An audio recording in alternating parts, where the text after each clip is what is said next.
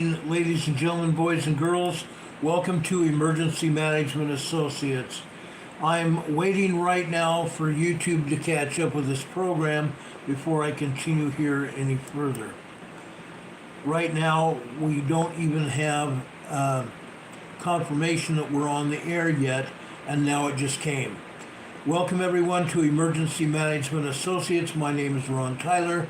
We're coming to you from the Area Command, 392 miles west of Kitty Hawk Beach, North Carolina. We want to give you the update on what is happening over in Texas. I want to show you what is going on. Everybody deserves to know we're going to show you what is going on right now.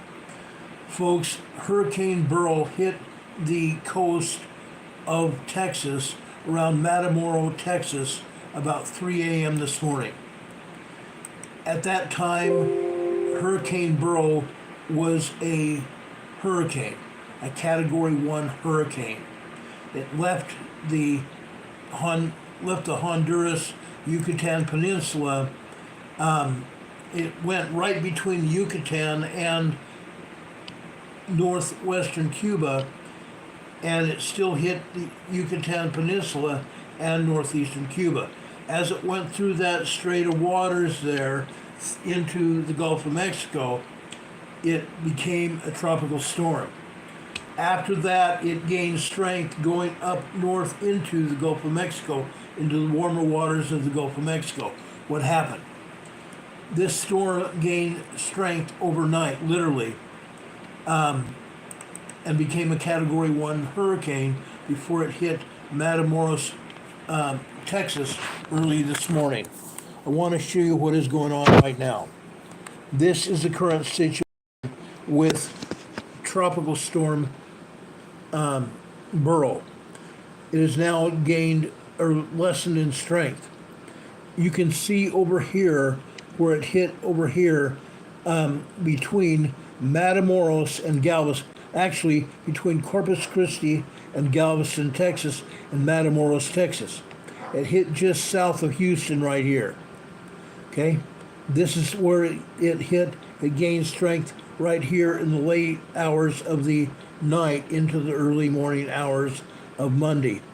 It gained strength and hit Matamoros, Texas as a Category 1 hurricane with winds upwards of 100 miles per hour. Upwards of 100 miles per hour. Now, I want to tell you what is going on now. Folks, this is still a serious storm. And as I just showed you, it's going north right now, but I'm going to show you in just a minute the storm track where it's going to. I want to make sure you understand what is happening. Okay? That is my goal this afternoon, is to let you know what is going on. This storm is a big deal. It's huge, guys. It's huge. Now, what has happened? 2 people have been killed as a result of Hurricane Beryl.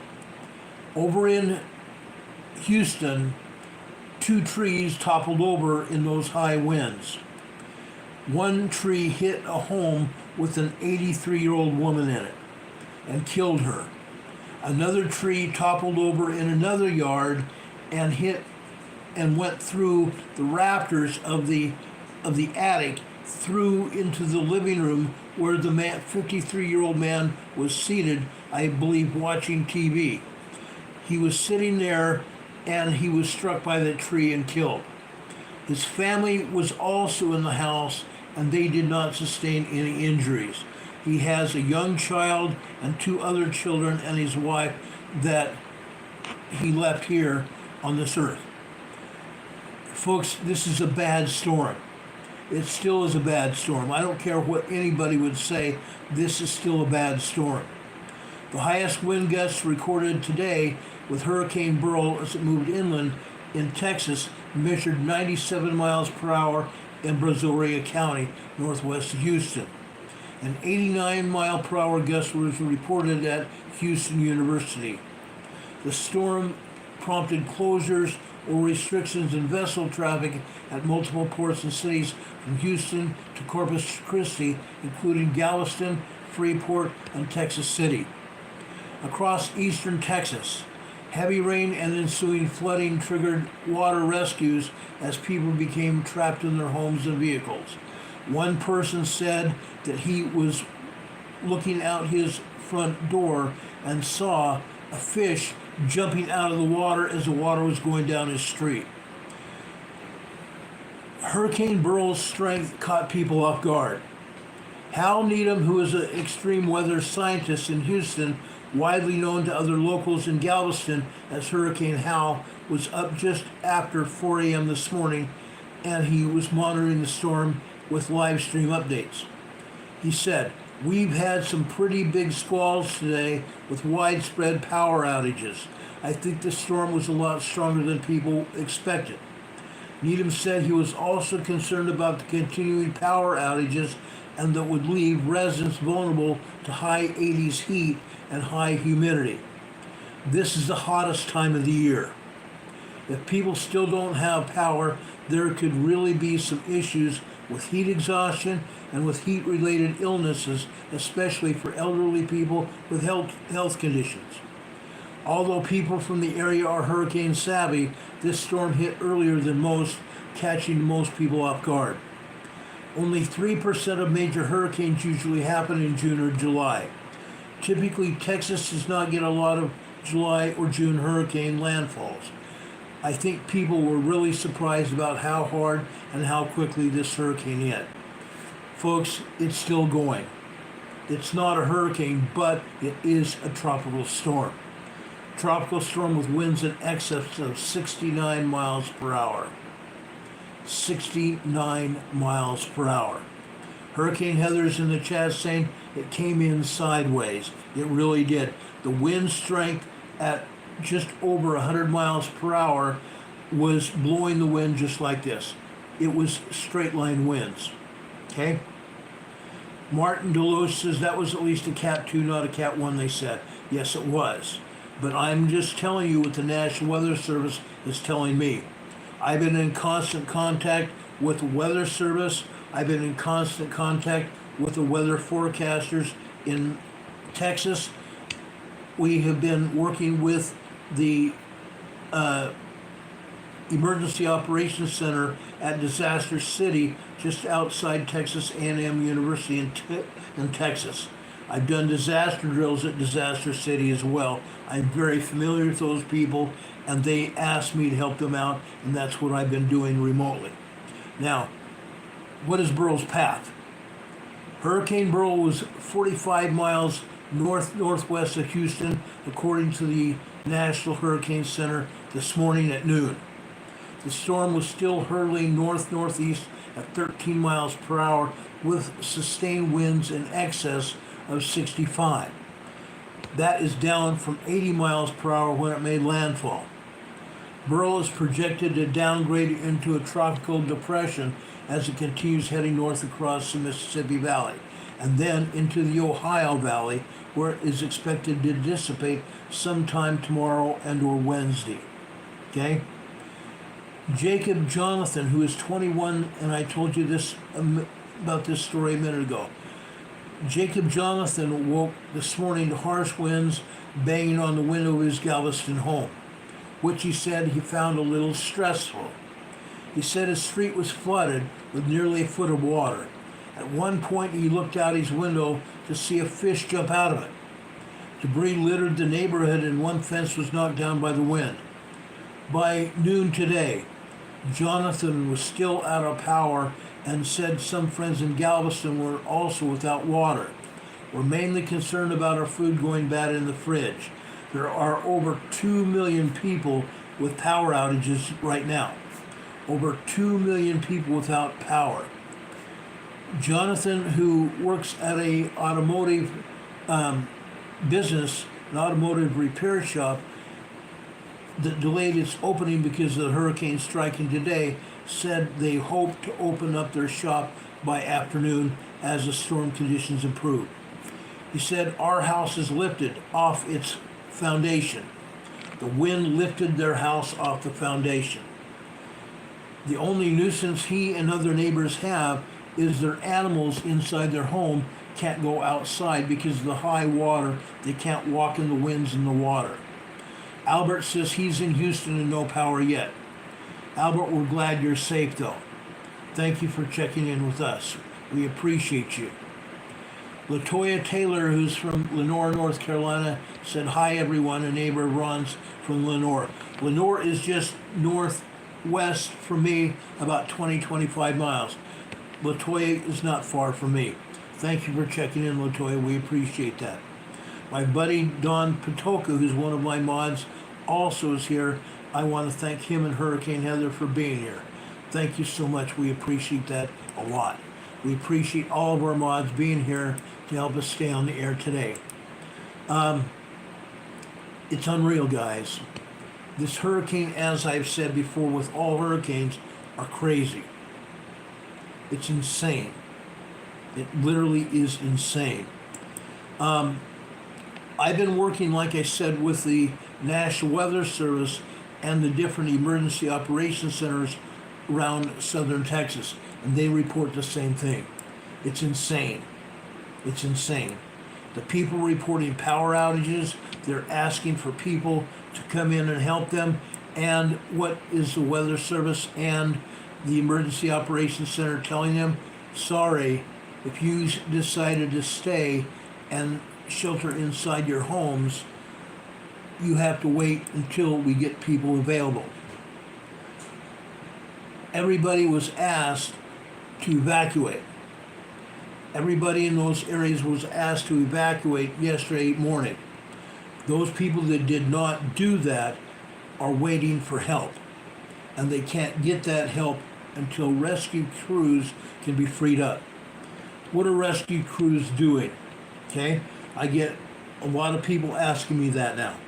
Rescue crews and emergency responders and power people have been stationed on the outskirts of the region. They were stationed on the outskirts of the region. Why? Because they wanted to be available to come in to Texas and help people once the storm calmed down. They cannot go in right now because of the high winds and the heavy rain. Now, it's been rough. It's been rough for everyone. Derek Landon from Shreveport is checking in here, says Shreveport tornado warnings. Derek, I appreciate you checking in. You're absolutely right. Shreveport is under tornado warnings. There are tornado warnings all throughout the region. There are tornado warnings and watches throughout the region. As this storm spins, let me go back and show you that slide I had here a minute ago. I think it's important we understand what's going on.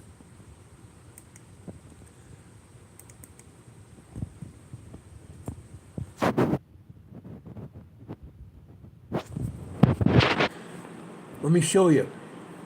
In these orange and red areas here, okay, this is where the storm is centered right now. In these outer areas, we have the outer bands of the hurricane. These outer bands are throwing up tropical storm winds and thunderstorms and tornadoes. The outer bands are circling out counterclockwise. They're throwing off tornadoes and very heavy-duty thunderstorms. That's going to happen. Those of you that are in this area, you need to make arrangements to either leave before the main part of the storm hits, or shelter in place. You need to have food and water. You need to have food and water. With these high temperatures, you need to have food and water. Plenty of water. Your power may go out. You need to have flashlights and other methods of surviving the nighttime hours. Make sure you're ready. You need to be prepared. This channel talks a lot about emergency preparedness. If you want to find out about emergency preparedness, you need to subscribe to Emergency Management Associates channel. There's nobody else on YouTube like our channel. Some people talk about weather. Some people talk about tornadoes. Some people talk about all kinds of weather and other things, but rarely does a channel talk about all kinds of natural disasters, man-made disasters, and emergency preparedness. You need to be understanding of that. We cover all kinds of disasters, including hurricanes. We've been doing this for 5.5 years. 5.5 years. But again, you folks live on the outskirts of this storm right now. You need to either shelter in place, make sure you have plenty of water and food, or you need to evacuate. This storm is going to go up this way. It's going to go up this way. You need to be ready for it. Okay? This storm is going to go out into Arkansas and over into Louisiana. It's going to move into Arkansas and Louisiana. You need to be prepared. You need to be very prepared. Let me show you another slide here. Actually, I'm going to show you three more slides.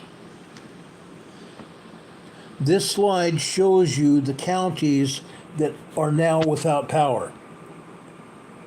These are the counties that are without power. Look at that. Over 2 million people without power right now. Over 2 million people without power. And that may increase before this day is over. As this storm moves, the power outages can continue to move. And the rescue crews to restore power are still outside the hurricane region, because they don't want to be caught and get knocked out by the hurricane winds. Okay? Yes, it's a tropical storm now, but these rescue crews cannot work in this heavy high water and or winds. Okay? Yes, there are crews here. The Cajun Navy is on duty. The Cajun Navy, with their small boats, is helping rescue crews get to people that are stranded in their homes in high water. Okay? That's what's going on. But fire crews and police are stranded outside the flooded areas. They cannot get to you. The electrical crews can't do any power restoration until these winds calm down. You need to be aware of that. This is serious. I've been warning about this for days now. Now we're seeing it. Let me show you another map here.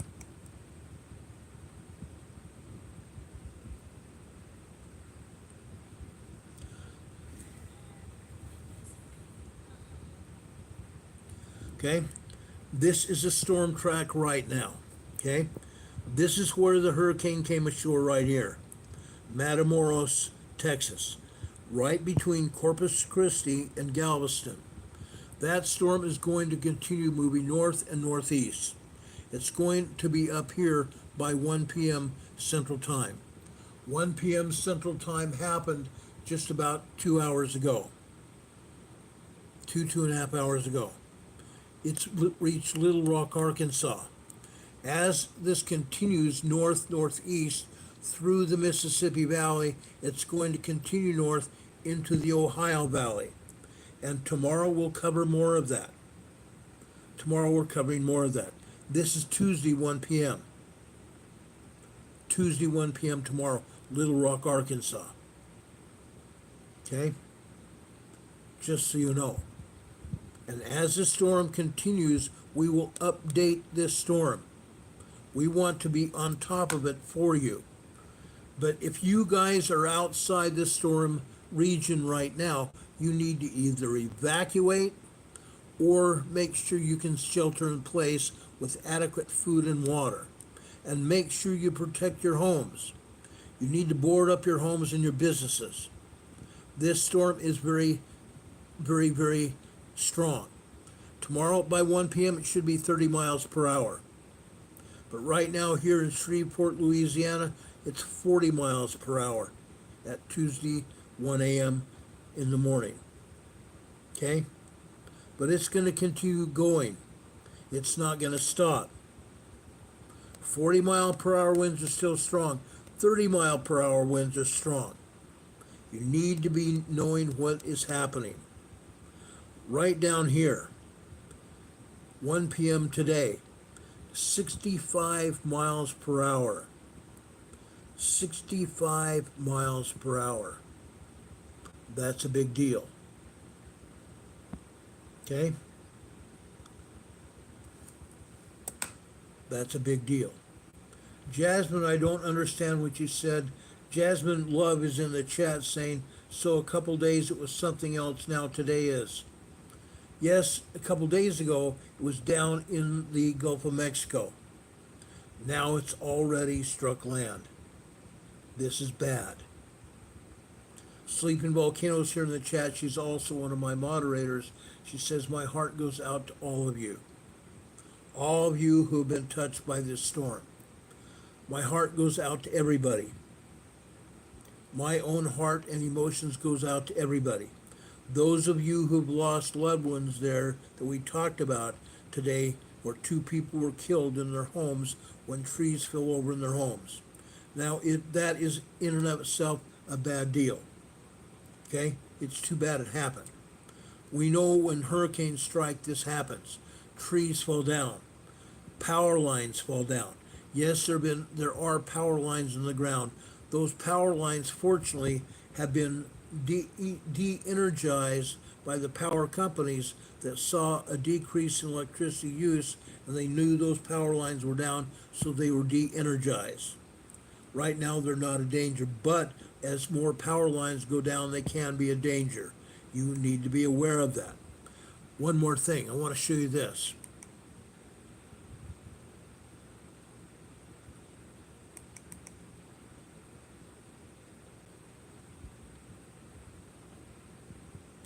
Like I said, trees fall down. Look what happened here. A tree went down. This one did not fall on a house. As the ground gets rain soaked, it can't take any more water. And as a result, all these roots that held the tree in the ground come loose because of the loosened soil here. The water soaked soil, and the tree goes down in the winds. That is exactly what has happened all over Texas today. That is exactly why that man and the woman were killed in their homes. Okay? You need to understand this. It's a sad day, but it has happened. These people in Texas were not ready for what happened. They were nowhere close to being ready for what happened at all. Nobody was prepared. Nobody was prepared at all. Okay? Yes, they had been warned prior to it happening. But quite honestly, these people were not ready for a hurricane. As I said, hurricanes don't usually hit this area this early in the season. Hurricane Beryl's been rough. One woman said she was startled awake by very strong howling winds and rattling of her home as the rain came down in sheets early this morning. A 58-year-old travel agent in Deer Park, which is a small city east of Houston, around 5 a.m. the conditions worsened. She said she heard a generator blow just down the street, and soon her home lost power. Huddled inside her home with her daughter, 2 granddaughters, and 5 dogs, she said she avoided the windows but can see lots of downed trees and the remnants of a fence ripped out of the ground and was hurled several yards away. It's the most intense Cat 1 storm we've ever been through. She's lived on the Texas Gulf Coast all of her life. She said she told her husband, our next investment will be remote-controlled hurricane shutters, because this has been rough. It's ongoing. Now, Beryl has also caused thousands of flight cancellations over in Texas, and specifically over 1,000 flight cancellations in Houston. The 1,000 flights across airports in Houston were canceled earlier today as the hurricane bore down on the city. George Bush International Airport, that had nearly 1,000 arriving and departing flights, were canceled. The smaller William P. Hobby Airport had more than 225 flight cancellations today. Houston is a major hub for United Airlines, which is enduring the worst operational impacts from the storm. About 14% of United's flights, around 400 departures, have been canceled today. The power outages, like I showed you on the map. The hurricane knocked out power to over 2 million people in Texas. Nearly 2.2 million people and counting are without power in eastern Texas.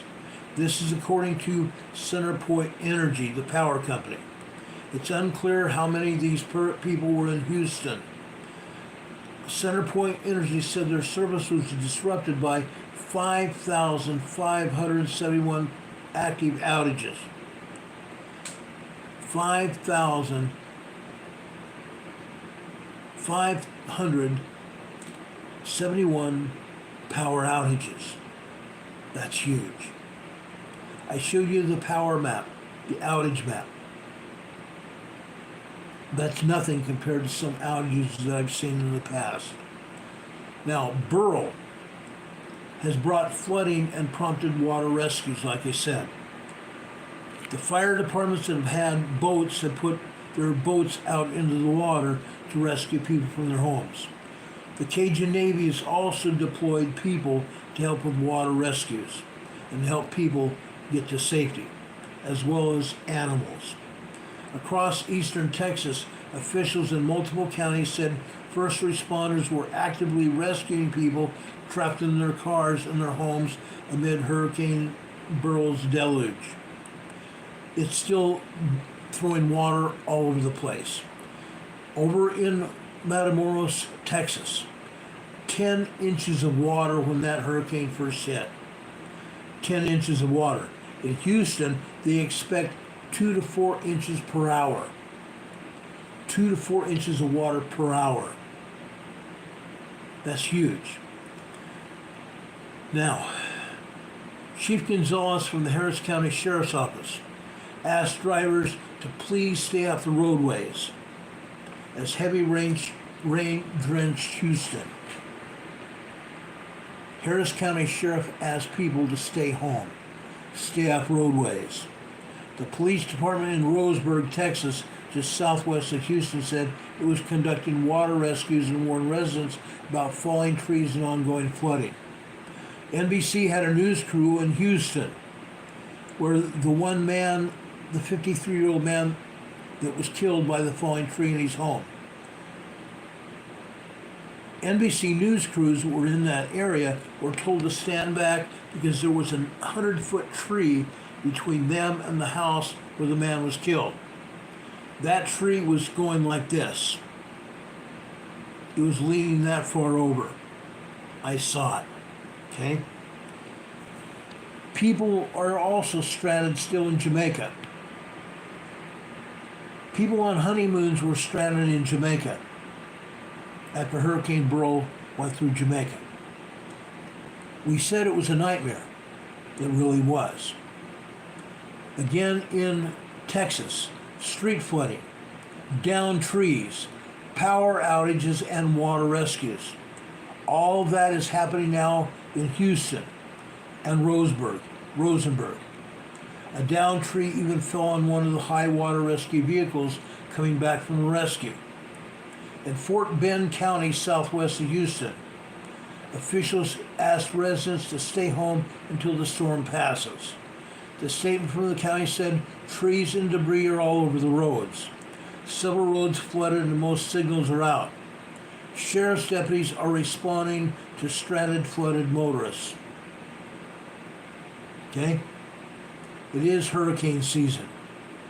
Everybody needs to know that. Between now and November, we can expect at least 14 named hurricanes. 14 named hurricanes. Now, this started happening on July 1st. Beryl made landfall in Grenada, Caricon Island, as a Category 4 hurricane. It tore through the southern Caribbean islands, flattening hundreds of buildings and homes. Completely flattening hundreds of buildings and homes. Okay? Later that night, Beryl became the ugliest and earliest Category 5 hurricane on record. Driven by record high ocean temperatures, Beryl's rapidly strengthening stunned experts. Beryl also is the earliest Category 4 hurricane on record and is the first June major hurricane east of the Lesser Antilles Islands on record. Federal forecasters, meaning federal forecasters, NOAA forecasters, National Oceanographic and Atmospheric Administration, have predicted out of Boulder, Colorado, that this is going to be a hurricane season unlike any other. They're saying there's going to be 25 named storms total. That includes tropical depressions, tropical storms, and hurricanes. A total of 25 named storms are possible. It is most of the storms that the NOAA people have ever predicted in a preseason outlet. This is going to be a long, long season. A very long season. Do any of you have any questions for me? Okay, I know I've gone through this fairly rapidly, but I wanted to get this information out to you. What is going to happen?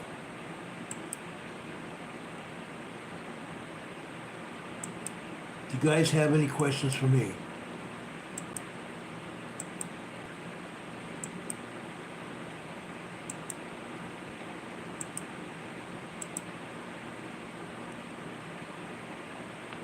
Richard Smith is asking everybody to hit that like button, hit that thumbs up button. We'd appreciate it. Thumbs up is a way of letting YouTube know that you appreciate the information we give you. Okay? YouTube looks at many different algorithms. One of them is that thumbs up button. Another algorithm is the amount of time you watch this program and also the number of people that are watching this program. It fits into an algorithm that YouTube uses to let other people see our program. They decide all the time whether they're going to allow anybody else on YouTube to see our program. They continue to suppress this program for whatever reason. Derek Landon says, is it possible that more storms will track the same as this one? It is possible. It is very possible. This storm tracked just almost exactly like Hurricane Katrina. But Hurricane Katrina hit New Orleans, not Texas. But it came up the same way. So yes, some of these storms may track the same way. Not necessarily, but it can. It is possible. And Hurricane Heather is saying another Cat 5 cannot be ruled out. Absolutely cannot. We probably will have several Cat 5 storms this year. Derek Landis is getting flash flood warnings on his phone now. Not surprising. You guys will get flash flood warnings and watches. You're going to get thunderstorm warnings and watches. You're going to get hurricane warnings and watches. You're going to get tornado warnings and watches. You need to be very cognizant of what's going on around you. At least those of you that are in this area where this hurricane is going to track, you need to be very wary. Like I said, you need to be prepared. You need to have food and water. You need to have flashlights. You need to have an emergency AM/FM weather radio. An emergency AM/FM weather similar to this. I've got a radio over on my window sill over here that is also an AM/FM weather radio. The AM/FM weather radios allow you to also monitor the AM/FM channels on your radio, which are news channels. If you are in the storm area, the storm region, the storm track area, you need to have one of these. Okay? That way you can monitor what's going on.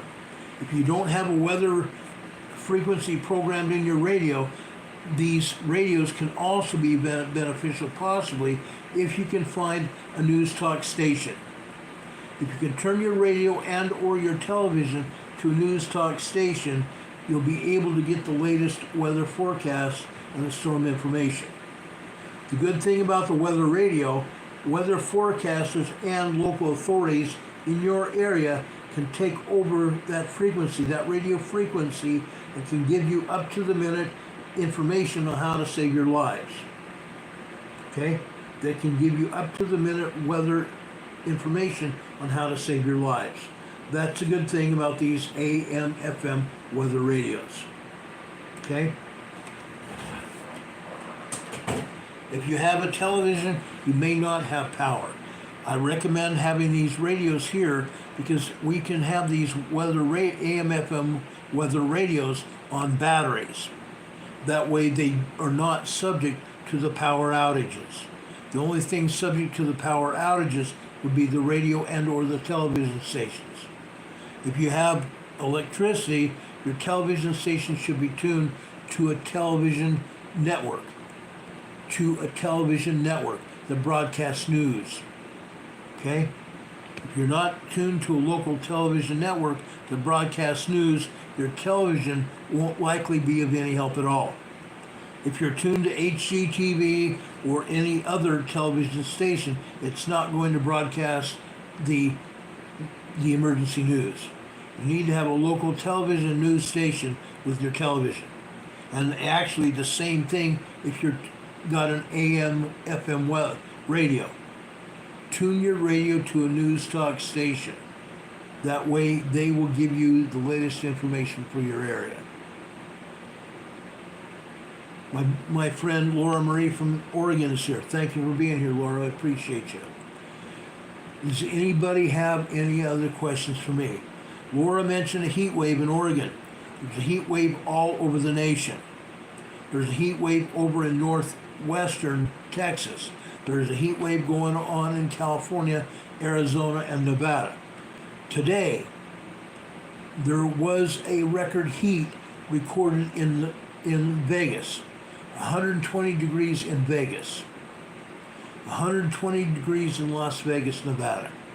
Okay? I've been on my way to Vegas before, and there's a gas station just south of Vegas.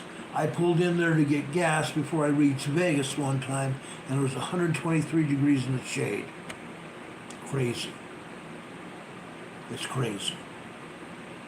Does anybody have any questions for me?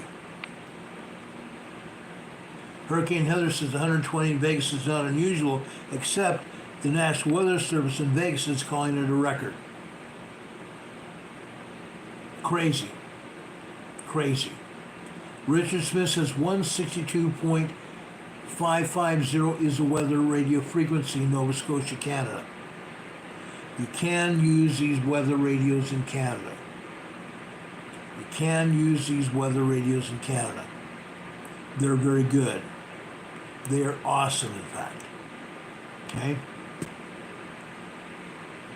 Any other questions for us?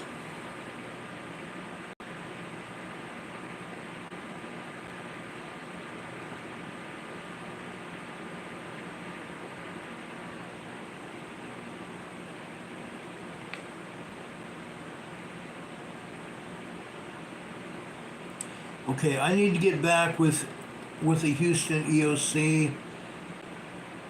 It looks like the Rosenberg, Texas EOC is also asking for some help.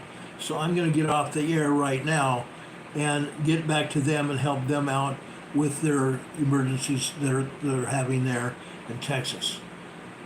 Do you guys have any questions for me?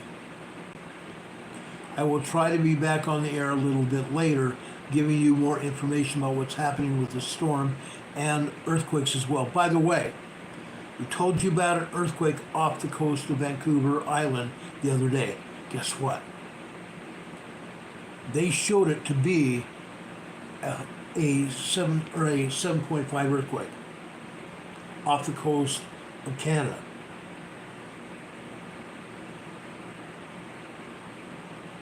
Vancouver, British Columbia, Canada. I told you the other day that earthquake was a lot stronger than that. A lot stronger. I want to show you now another earthquake that hit today. Then I'm going to show you some sensor readings from sensors over off of Vancouver Island. I want to prove to you that that earthquake was a lot stronger than they said it was. I thought I'd lost the information, but I haven't. Okay? Today, that same area, they're showing a 4.8 earthquake. Guess what? It came in as a 5.2. This earthquake came in as a 5.2 today. It was downgraded almost a half magnitude. Downgraded to a 4.8. There is no reason that should have happened. There is no reason it should have happened. That has also today had two other aftershocks, a 4.5 aftershock and a 1.9 aftershock. A 4.5 and a 1.9 aftershock today. And that was with a 5.2 earthquake that they downgraded to a 4.8. That's insane. That's insane. A 5.2 earthquake gets downgraded to half magnitude. That's totally bonkers. It should not have happened. Now let me show you what happened the other day. I think you're going to be blown away. I think you're going to be blown away. I want to show you some of the magnitudes sensors picked up after that earthquake the other day. Okay? On Saturday. I want to show you this. Specifically. Guys,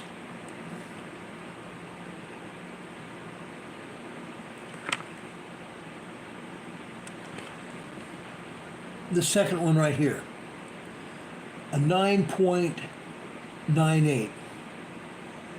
9.98 right there. Okay? 9.98. That is just one sensor. One sensor. Look at these other sensor readings as well. Okay? 4.86, 6.18, 2.9, 1.22, 4.90, 1.94, 2.0, 1.82, 1.61. And then the second to the last one here is 9.92 right there. That's not all, folks. There's more. There's a lot more. I want to show you this. Right up here at the top. This is a 9.98 earthquake. A 9.98. You tell me that USGS downgraded that earthquake to a 7.75. Okay? I got told by a lot of other earthquake people on YouTube that I was full of baloney. Look at the earthquake readings here. Okay? Up at the top. 9.4, 9.88, 6.9, 8.66, 8.66 there. Then a 4.5, another 1.8, 1.97, 7.1, 7.2, 8.7, 1.3, 1.34, 1.54, 8.7, 8.7, then a couple 1.1 tremors and a 2.0 minor quake. What happened next? What happened next? Let me show you. Look at these sensor readings here. 1.82, 9.49. Then another 1.1 tremor. Then we had a 6.29, 1.44, 1.72, 1.13 tremor, 2.2 earthquake, 7.99. 7.99, guys. Those are heavy-duty sensor earthquakes. This earthquake was far stronger than the 7.75 that they said it was. Far stronger. Now, on this next one, look at these sensor readings here. I want to show you this. Look at those sensor readings there. And just about halfway down here. Just about halfway down. What does that say? 9.6, 9.3. Look at those earthquake sensors. That tells you a lot. 9-point readings, 9.3, 9.6 magnitude quake. That's incredible. Up near the top of this one, we have an 8.96. An 8.96 here. Then further down, we have a 9.72. A 9.72 earthquake. Okay?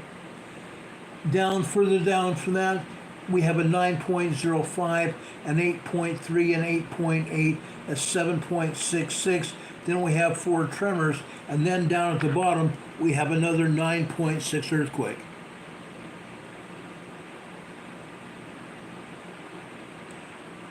You can see why I'm concerned. The USGS is telling us lies. The richest YouTube channel says USGS lies, question mark, they surely do. You can see it here. Yes, we have a bunch of tremor sensors here as well. But when we get multiple 9s, they're lying through their teeth. On this next one, up at the top, we have an 8.1, a 7.4. Further down, we have a 7.1. Then we have a bunch of tremors, over 1.0 tremors. Then we come down further, 3/4 of the way down, we have another 6.1 and a major 7.2 shaker. Then we go down to a 6.9 near the bottom here. Look at that. Look at that. And yet there were YouTube creators here on YouTube that were telling me, no guys, it wasn't a 9.0. I'm telling you guys, yes it was. It most certainly was. Okay? Now they can say all they want. It doesn't mean it's true. USGS can call it whatever they want. It doesn't mean it's true. Okay? On this one, just about 5 earthquake sensors down, we have a 6.3 earthquake there.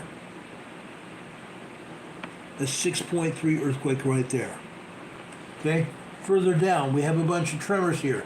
Then I want to go down here to USKSU1 LHZ. Right here. See on this sensor here, it says 9.7. 9.7. You see what I'm saying? They want to lie through their teeth. This next one.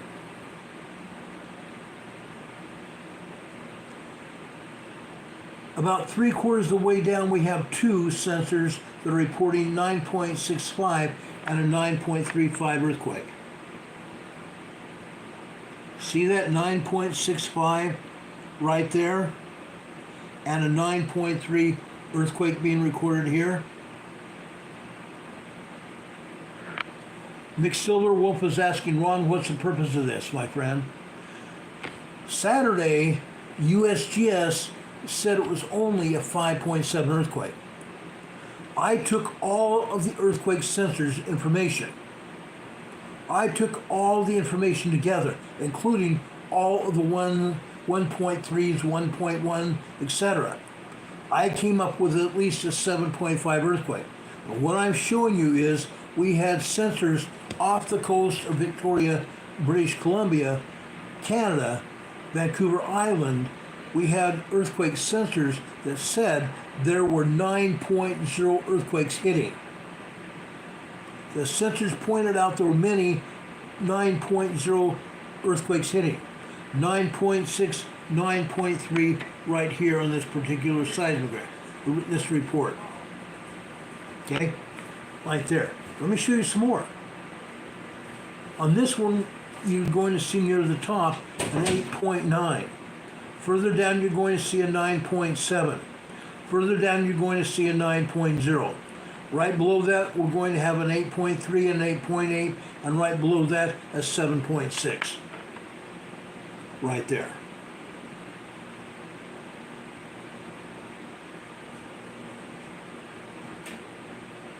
McSilverworth says, so basically the Richter scale needs to be reevaluated. No, it does not. USGS needs to tell the truth. The United States Geological Survey needs to tell the truth. Reevaluating the Richter scale has nothing to do with this. This is the USGS not telling the truth. Hurricane Heather said a mouthful here. Hurricane Heather's here in the chat saying it means that the Cascadia earthquake could go at any time now. We need to be prepared, and Hurricane Heather is exactly right. The USGS is not telling us the truth. The richest YouTube channel is saying the USGS needs to stop lying. I exactly agree. I completely and exactly agree. They need to stop lying. On this particular site, or this report here, it says up at the top a 7.1 earthquake. It also down near the bottom is recorded as 7.2 and a 6.9 right here. You can see the information here. They are lying through their teeth. This was at least a 7.5 earthquake. They tried to put it off as a 5.7. They're full of crap. They are absolutely full of crap. Like I said, I've done my homework here. I have done my homework. And I'm not going to tolerate the crap. I'm just not.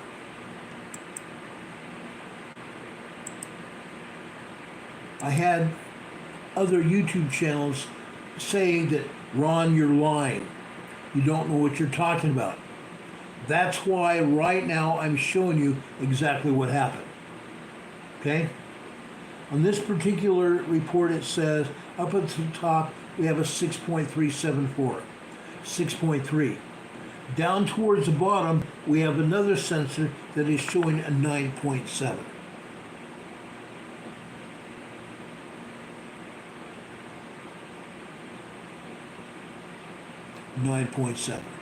McSilverworth is here in the chat saying, I guess what purpose would they have to lie? Do other government calculations coincide with mine? No, they don't. Why?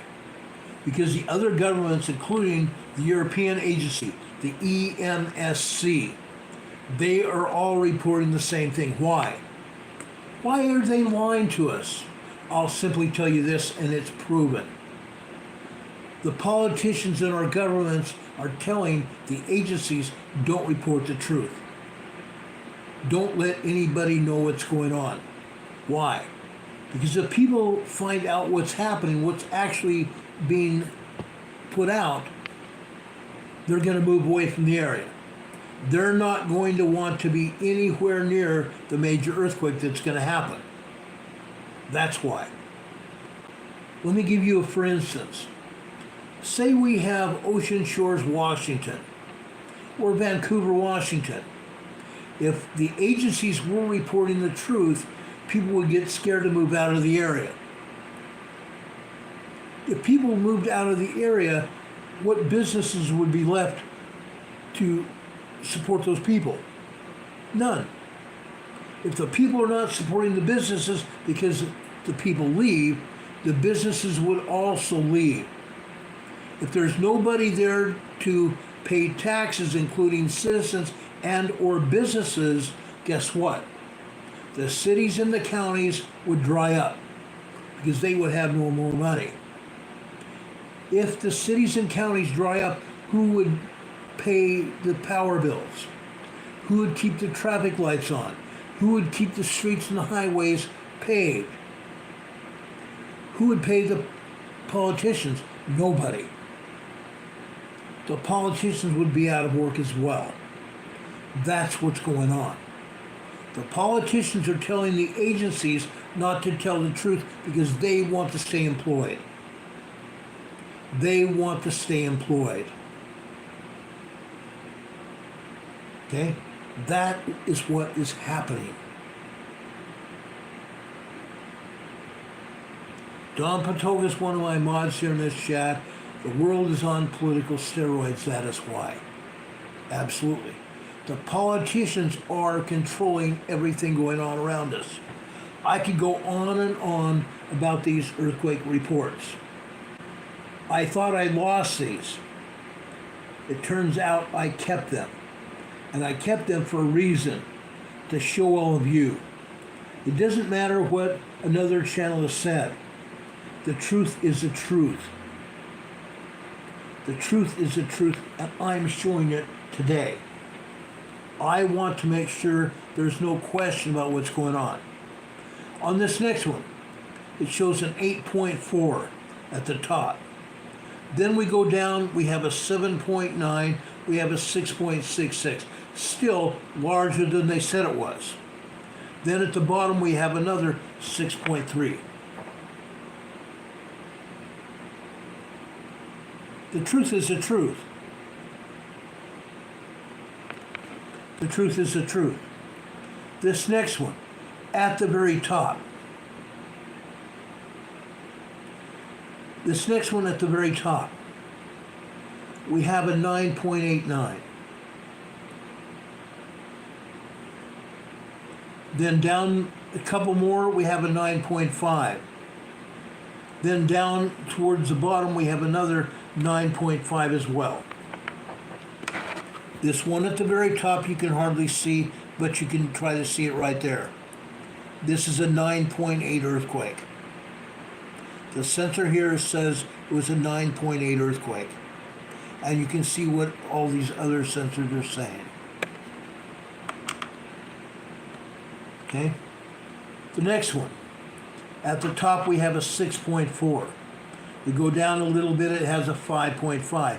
Right below that, we have an 8.11. We go down a little bit more, we have a 7.8. We go down some more, about 3/4 of the way down, we have another 9.03.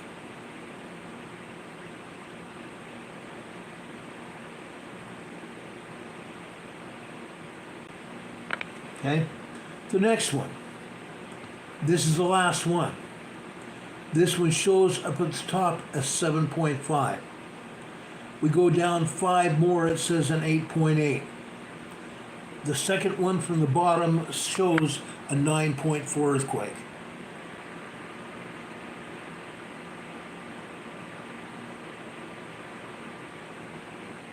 That's the truth.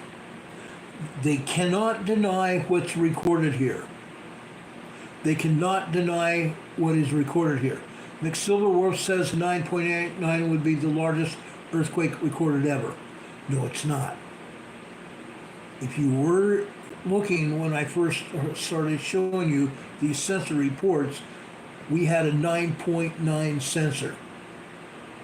We had a 9.9 earthquake sensor. And these sensors, as Hurricane Heather just said in the chat, don't lie.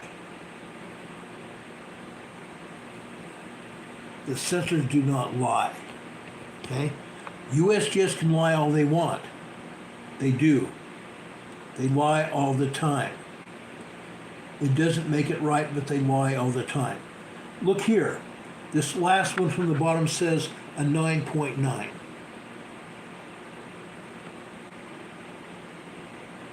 A 9.9. And yes, there was a small tsunami with this earthquake. If USGS said it was a 5.5, 5.7, it would not have been a tsunami. When we actually have the 9.0, 10.0 earthquake off the Washington coast, there will be at least a 50-foot to 150-foot high tsunami. That'll be the catastrophic Cascadia megathrust earthquake. Okay? You saw it here. Okay? I made good with what I've said. I proved what I said. I put all the numbers together. Then I subtracted by the number of seismometers that reported the earthquakes. I came up with at least a 7.5 earthquake, stronger than what the USGS said it was. And I still had people that said I was off my rocker. I'm not. This earthquake may have been a very strong earthquake. It was at least a 7.5 major earthquake. But all these sensors don't lie. It could have been much stronger than what they're saying it is, or what I even said it was. With all those sensors reporting 9s, what do you say? What do you say when you have all these sensors reporting 9.0 plus earthquakes? That takes the cake. That is the truth. You're seeing it. You're seeing what I've been saying. Does anybody have any questions? Does anybody have any questions? Renee Steffi's here in the chat. She's one of my friends here in North Carolina. She's saying 2 live streams right now, one monitoring tornado outbreak in Texas and one in Louisiana. Not surprising. Yes, this hurricane is putting out thunderstorms and tornadoes. I showed you that a few minutes ago. Brokefish N is here in the chat. Thank you for being here, my friend. I appreciate you.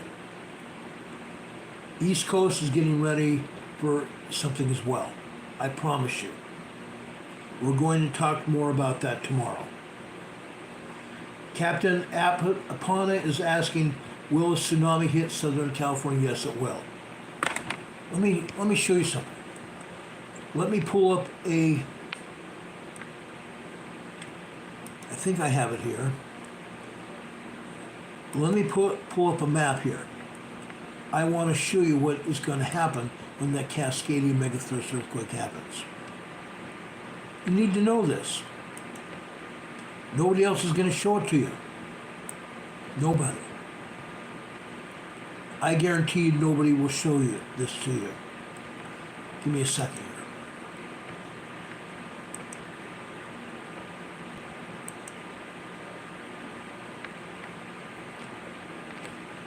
Okay, just a second.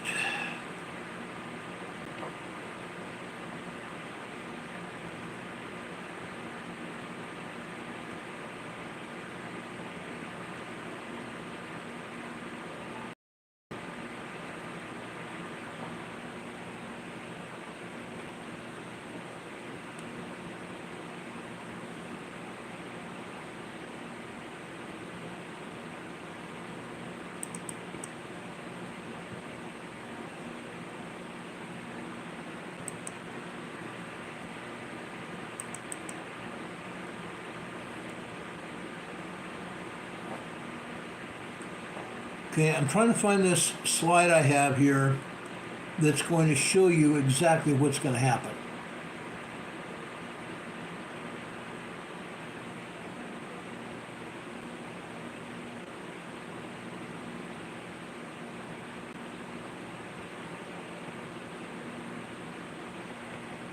When that Cascadia megathrust earthquake happens, it's going to be off the coast of Washington State. Probably up off the coast of Seattle. Okay? Now I'm trying to find this one slide that I want to show you. And it's very important.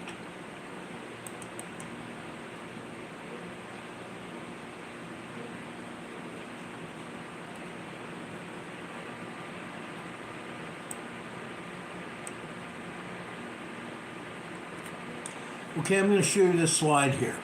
This is just one of about one or two others I want to show you. Okay, this is where the earthquake is going to hit. Right here. Right here. This is what they call the Cascadia subduction zone. This is the earthquake fault that runs from, runs from Queen Charlotte Island, Vancouver, or not Vancouver, Queen Charlotte Island, British Columbia, way up here. That Cascadia subduction zone is an earthquake fault. It runs from way up here all the way down here to Northern California. Right here, we have what they call the Gorda Escarpment right here. The Cascadia subduction zone runs all the way from northern Canada all the way down here to Northern California. Okay? This is where it meets up with the San Andreas Fault. The San Andreas runs from here all the way down to southern Mexico. All the way down to southern Mexico. I'm going to show you another slide here in just a second here.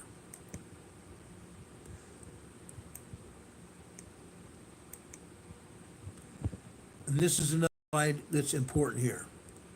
I'm going to show you the USGS map. Okay? Again, the Cascadia megathrust earthquake is going to happen in this area right here. Over here is Seattle, Tacoma. This is Vancouver, British Columbia here, the island, Vancouver Island. Vancouver's right here. Okay? The Cascadia earthquake is going to be a megathrust earthquake. It's going to trigger a 9.0, 10.0 earthquake right in this area. The same place where this 5.2 hit today. This is on the Juan de Fuca Fault.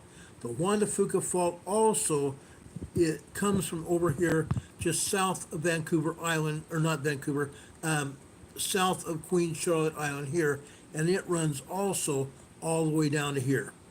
This is a zigzag fault. Whenever you see this zigzag fault, you know it's a Juan de Fuca. The Juan de Fuca runs down here. Right here, this is another fault. This is the Blanco fracture zone. Yes, we've had 5.0, 5.3 earthquakes here. We've had 3.2 earthquakes as well.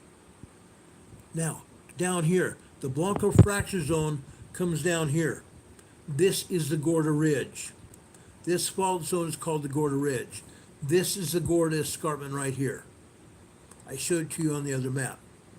The Cascadia subduction zone runs from Queen Charlotte Island all the way down here to Northern California. All the way down here.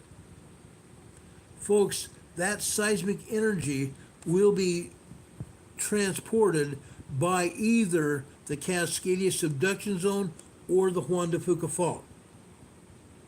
It'll be transported south. Now, I'm going to pull this map up a little bit. I want to show you something. This right here is the Cascadia subduction zone.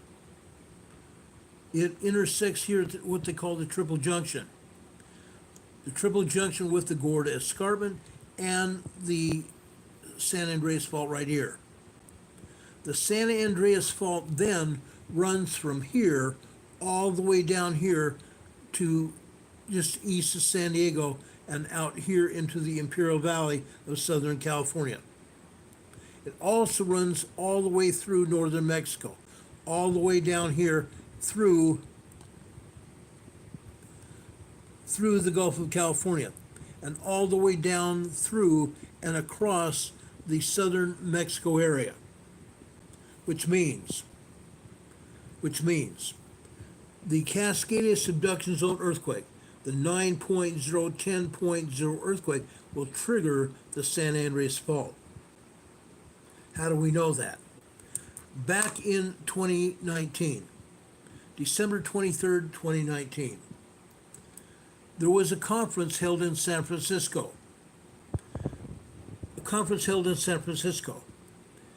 One of the main speakers was a man named Chris Goldfinger, the chief geologist and professor from Oregon State University. he talked specifically about the Cascadia subduction zone triggering the San Andreas fault here.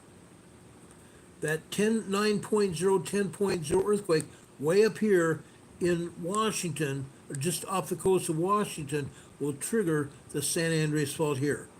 In triggering the San Andreas fault, it's going to trigger all that energy all the way down here to northern Mexico. At least all the way down here to northern Mexico. This is going to happen. This is going to happen. And when that happens, what do you think is going to happen? What do you think is going to happen when that energy hits the Cascadia, or goes off the Cascadia subduction zone and triggers the San Andreas fault? Every major city south of there is going to get hit, such as San Francisco. This is the San Andreas fault right here as it goes from Northern California down here, San Francisco Bay. This is still going to probably, if it was a 10.0 earthquake, down here, it's going to be a 9.0. It's going to devastate San Francisco Bay. All the ancillary earthquake fault zones are going to be triggered, including the Hayward Fault. The Hayward Fault in 1989, October 1989, went crazy. A 6.9 earthquake on the Hayward Fault right here. What happened? The San Francisco Bay Bridge went down. Both decks of the San Francisco Bay Bridge went down. It's not just the Hayward Fault. This fault right here. Okay? The Calaveras Fault will also be triggered, as well as all the other faults. The devastation in this San Francisco Bay area will be tremendous. It'll be tremendous. But this is only the beginning. This is only the beginning, guys.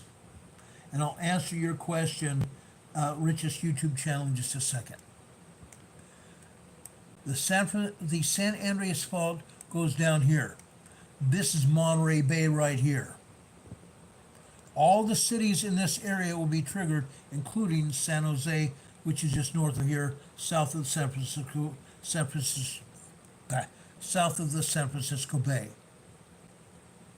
All kinds of cities will be here as well that will be devastated. But that's not all, folks. There's more.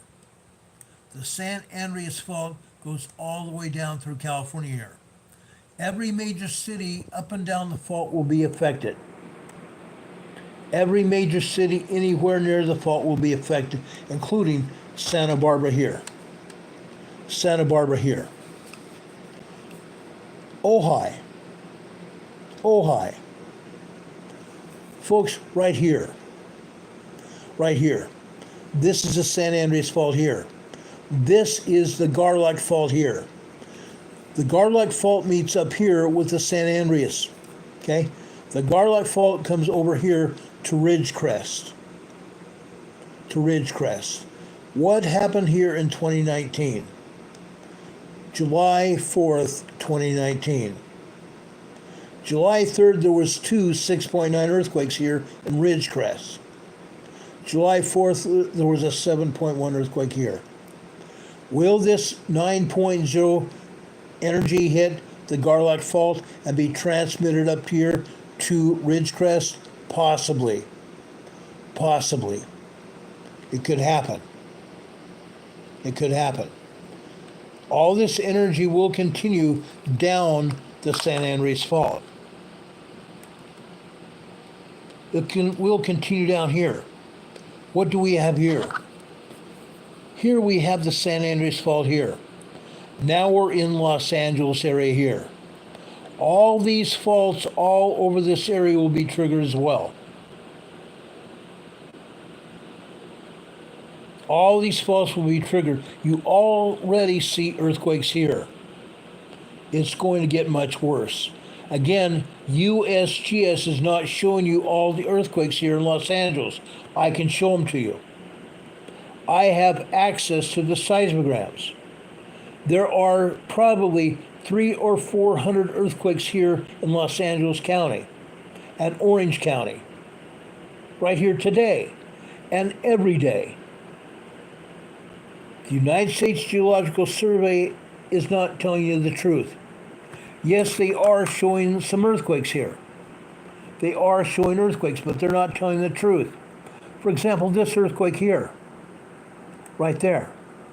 This is a 1.4 in Highland Park, California. This earthquake further south right here.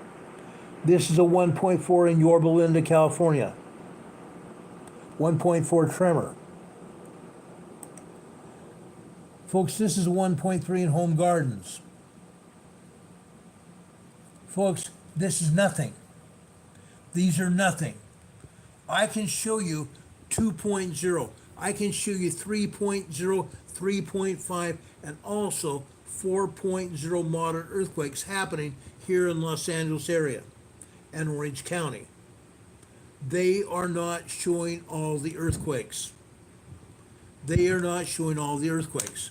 Now, I want to go further south, just for kicks and giggles. Now we're talking here in San Diego, California. San Diego County right here. They're still not showing all the earthquakes here.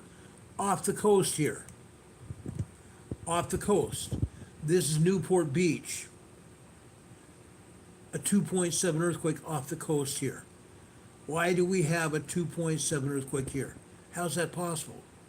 Because, folks, this earthquake here came off the Newport Inglewood Fault right here. This earthquake here came off the Newport Inglewood Fault here. Do you think the Newport Inglewood Fault will be triggered? Yes, it will. Absolutely. Again, the San Andreas Fault continues south down here into the Imperial Valley. All the other ancillary faults here will also be affected. You're already seeing earthquakes here. This is a 1.3 just northeast of Escondido, California. A 1.3 tremor in Lake Henshaw, California. North of there, right here. This is a 1.3 in Fallbrook, California here. Further south here. This is Julian, California. This is in East County, California, San Diego. East County, California, San Diego. Julian, California is a tourist trap. It's an old mining town that's turned into a tourist trap. We have hotels and bed and breakfast and restaurants all over Julian. Why? They have apple trees here. Apple trees here in Julian. They have hot apple pie and apple cider from apples that were harvested from the apple trees here in Julian. There's a fault right here. This is called the Elsinore Fault. This fault will also be triggered. This fault right here. This is a San Jacinto Fault. It most definitely will be triggered because up here it meets up with the San Andreas Fault up here.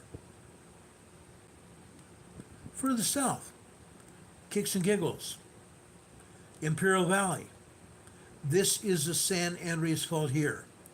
When the San Andreas Fault meets up here in the Imperial Valley right here. The people in Imperial Valley call it the Imperial Fault. Guess what? Right here. It goes along the east coast of the Salton Sea. This is an inland sea. Right here, Bombay Beach. Every day here we get 3.0 to 4.0 earthquakes every day here from the San Andreas Fault.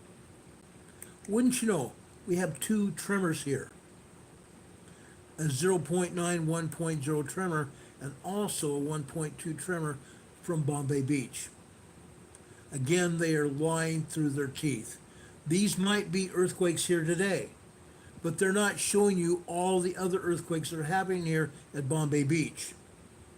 Again, every day we have numerous 3.0 to 4.0 earthquakes here at Bombay Beach. Every day. Every day. They're showing an earthquake here. This is This is south of Westmoreland, California. USGS cannot even tell the truth about where this earthquake is. They're saying it's 6 kilometers east northeast of Westmoreland. Westmoreland, California is right up here where you see my cursor.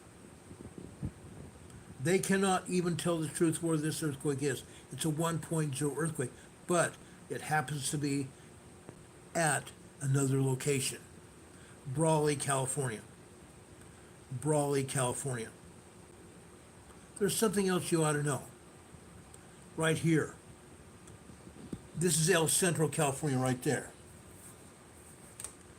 El Centro, California. Guess what? El Centro's been having 3.0, 3.5 earthquakes all over the place every day. El Centro, California has been having 15 to 20, 3.0, 3.5 earthquakes every day. Again, they're not showing them here, are they? Not at all. And I can show you other places all over the Imperial Valley that have seismographs that aren't reporting earthquakes here because USGS doesn't want to show them. Heaven forbid they tell the truth. Heaven forbid that USGS tells the truth. They don't want the truth. They don't think the Americans, the U.S. citizens here in this country or anywhere else can handle the truth. Okay? This is crazy. This is insane. But again, USGS doesn't care about you and definitely doesn't care about me. USGS has been telling me that I'm lying to the public. When I show you seismograms showing the activity, oh, you must be wrong. Those can't be right. Really? They can't be right? Well, they are. They are absolutely right. Now, I think it was the richest YouTube channel that asked me a question a few minutes ago.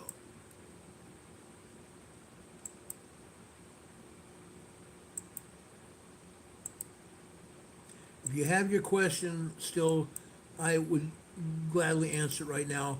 I'm going up here in the chat to see if I can find it.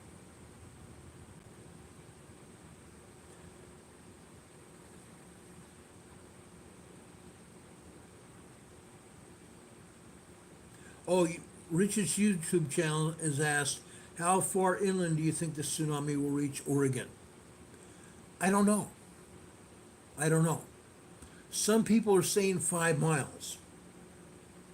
Some people are saying 5 miles. Captain Apana, I'm sorry, I you butchered your name here. Captain Apana is asking tsunami? Yes, a tsunami. Let me back this map out a little bit. Okay? When the Cascadia megathrust earthquake happens, and I want to tell you this is important. When the Cascadia megathrust earthquake occurs right in this area, it's going to have tremendous shaking here in the Seattle-Tacoma area and Vancouver Island area, and over down here into Oregon as well. It's going to shake this entire region. It's going to shake the entire west coast of North America. Within 15 or 20 minutes after the shaking starts, the water that's here at the beaches is going to move away from the beach. The water that's here at the beaches is going to move out to sea. The water out to sea is filling the void caused by the seafloor deformation, meaning one part of the seafloor is going to descend further down into the crust of the earth. And the water that was here at the beaches will come out away from the shoreline and fill that void where the water or where the earthquake happened. Within 15 or 20 minutes after the earthquake happens, that water will rush back to the shoreline. The water will rush back to the shoreline. What do you think is going to happen? The water rushing back to the shoreline is going to cause a tsunami.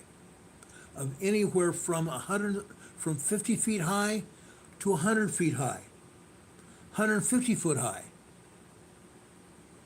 The scientists are speculating between 50 to 150 foot high.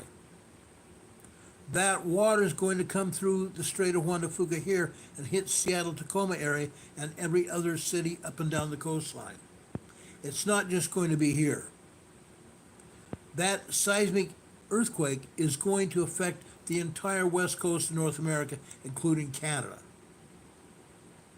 The entire west coast of North America, including Canada. California is also going to have the tsunami. How far is it going to be high? I don't know. At least 50 foot high, up and down the entire coast of North America. The shaking's going to be bad. The tsunami will also be bad. Some scientists think that it might be 5 miles inland. Some scientists think the tsunami will go 5 miles inland. Some people in Washington believe that the tsunami, the water, will go just west of Interstate 5. Just west of the main highway of Interstate 5 right here. Nobody knows. Already, authorities are building schools up above the 950-foot elevation. Up above 950-foot elevation. So people can leave the Seattle area and go to these other schools for protection, to go to higher ground. But that poses another problem. How are you going to get there? If anybody knows Seattle and even Washington, Oregon, and California, there's 2-lane blacktop. There's 2-lane blacktop here, meaning one highway lane going one way and one the other direction, meaning 2 vehicles will have to pass each other very closely. What happens to the highways? The highways will be destroyed by the shaking. Great big huge fissures will open up in the ground. The highways will be destroyed. How about the bridges and overpasses? They will also be destroyed by the shaking. How are you going to get to higher ground? You need 4-wheel drive vehicles at best. You need 4-wheel drive vehicles at best. A motorcycle, a bicycle, because heaven forbid you're going to be able to travel by regular car. That's going to happen. And what the shaking doesn't destroy, the water will. What the shaking doesn't destroy, the tsunami will. Up and down the entire coast. Now, let me zoom out here. The shaking will also affect Alaska. Because, why?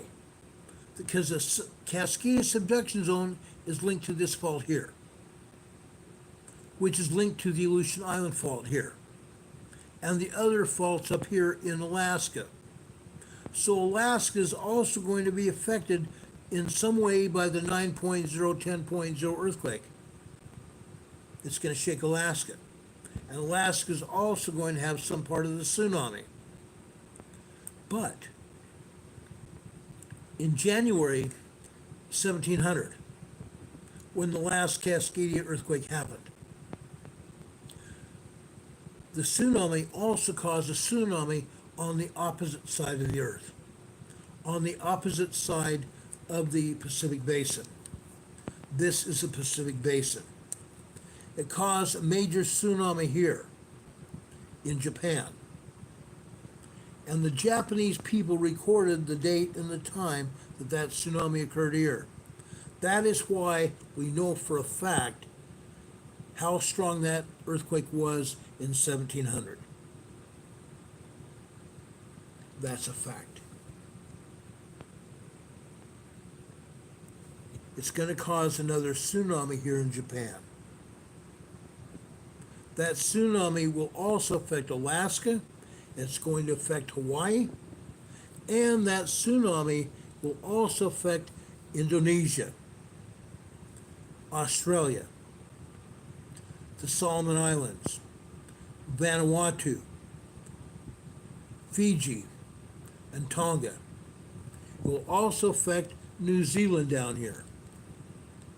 It will also affect New Zealand and any other islands here in the Pacific Basin. Any other islands in the Pacific Basin. It'll be a major tsunami. A major tsunami. Susan M. is asking when. We don't know when. But the scientists are saying it's going to happen within the next 50 years. But now the scientists are saying it could happen in the next 25 years. Well, guess what? With all the shaking that's been going on, it's going to happen a lot sooner than that. It is my belief, and I show you the sensors from the last earthquake on Saturday, that this earthquake was a lot stronger than they're saying it is. Today we had another 5.2 earthquake, and they downgraded it to a 4.8. They took a half magnitude downgrade. I showed you the sensors from Saturday's earthquake. I showed you what the sensor said. On Saturday, I told you exactly what USGS said it was, and it was not. USGS lied through their teeth. Lied through their teeth. The Richards YouTube channel is asking, what about the soil liquefaction? It's called liquefaction, I'm sorry. What about the soil liquefaction? Anywhere where there's loamy soil and sand, the water table will rise up and everything in that area will sink. Anywhere where there's loamy soil, the water table will rise up and everything there will sink. The power poles will sink down. Buildings and homes will sink. Cars and bicycles will sink down as well. And any humans standing in those areas will also sink into that liquefaction. Fact. Scientists have proven it.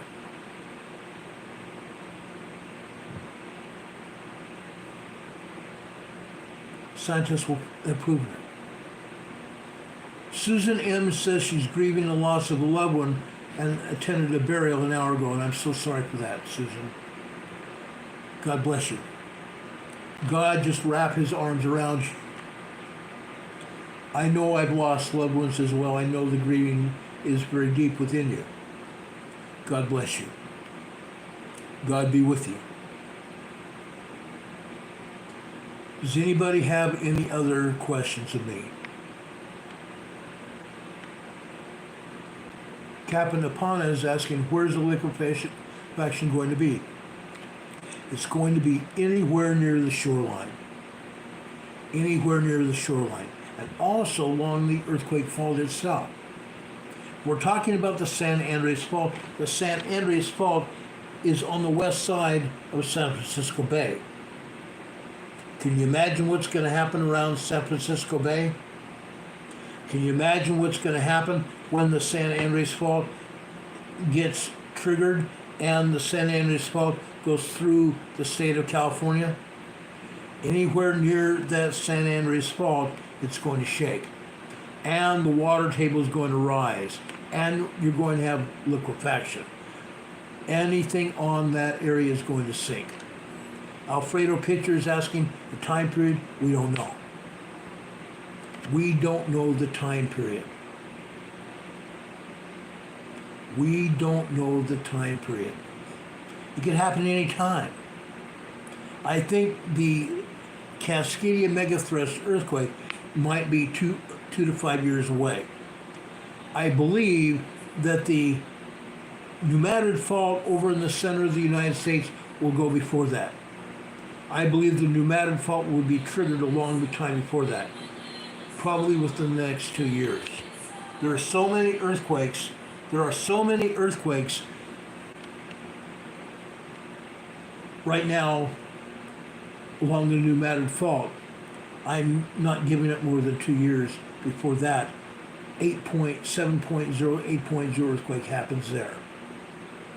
There's going to be major destruction up in the pneumatic fault area. There's going to be major destruction over in the Pacific Northwest, and it's going to rain down all through Southern California. That's what's going to happen.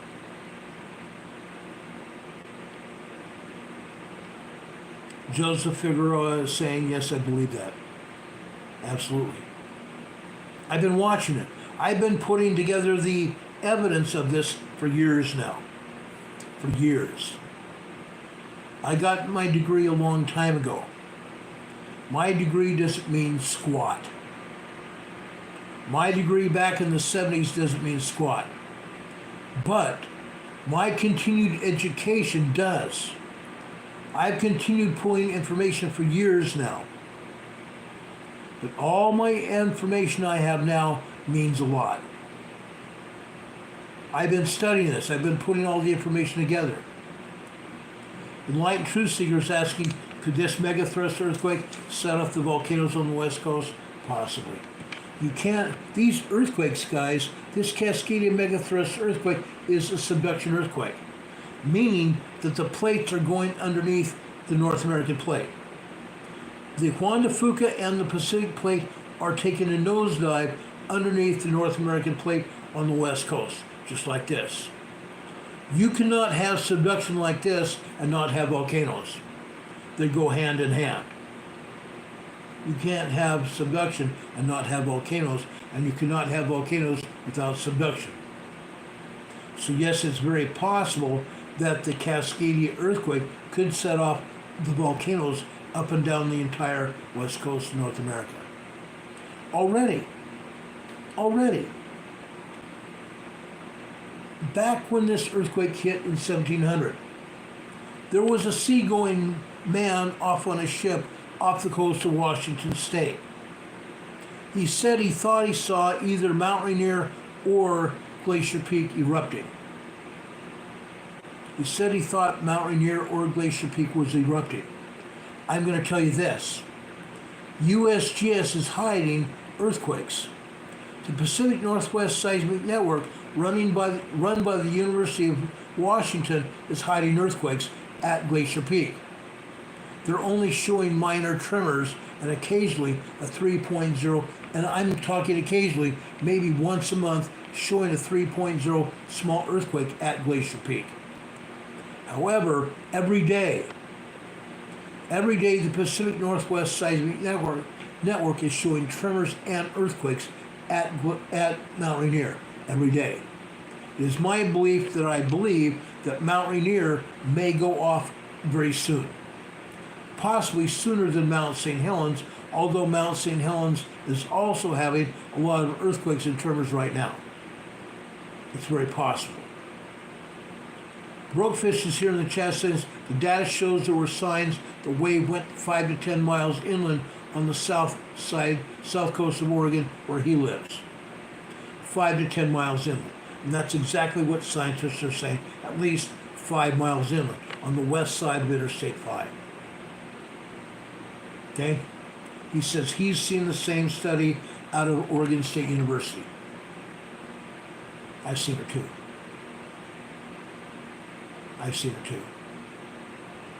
They're hiding earthquakes all over the U.S. and, in fact, all over the world. They're hiding earthquakes all over the world.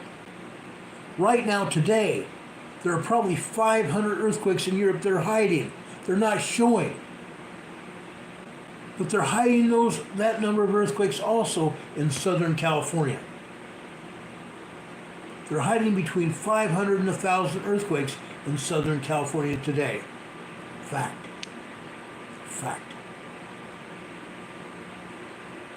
And Hurricane Heather is saying Mount Shasta and Lassen as well. Absolutely. Up until 3 years ago, they were showing earthquakes and tremors all over Mount Shasta. Now they're not. They're hiding the information. Mount Lassen is a different story. We can show probably 25 to 50 earthquakes hitting Mount Lassen. And we have evidence to see that both Mount Shasta and Mount Lassen are steaming. Steaming is coming from both volcanoes. Steaming is coming from Crater Lake in Oregon. Steam is coming from sisters volcanoes. Steam is coming from Newberry volcano. Steam is coming from Mount Hood. Steam is coming from Mount St. Helens, Glacier Peak, Mount Rainier, and Mount Baker to the north. Okay? They're hiding the information. Richard Smith is asking, Richard Smith is in Nova Scotia, Canada, on the East Coast. He says, why can't the USBS include East Coast of Canada? That's a good question. I have even called USBS to ask them that. Rarely do they ever post anything on the East Coast at all. Occasionally, an earthquake will slip from the USBS, but only occasionally. Heaven forbid they tell us the truth. I face this every day. I face it multiple times every day. They don't want us to see the truth. Ever. Never, ever. Heaven forbid. Heaven forbid.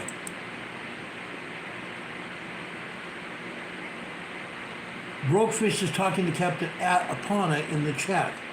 He says, if they showed us, people would freak out. And Brokefish can prove it, and so can I.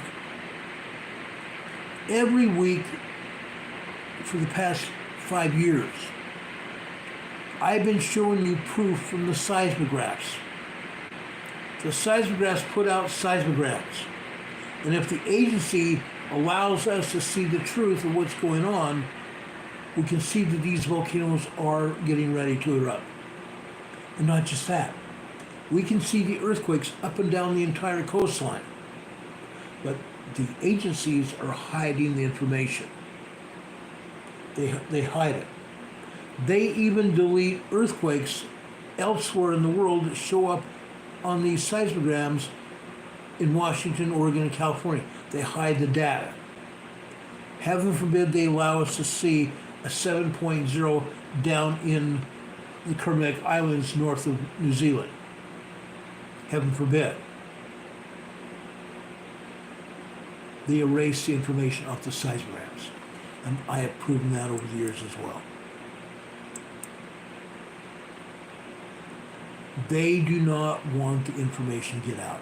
It's plain and simple. It's plain and simple. Heaven forbid the truth gets out. No way. It should not be allowed to happen, but they're doing it because the politicians tell them to do it.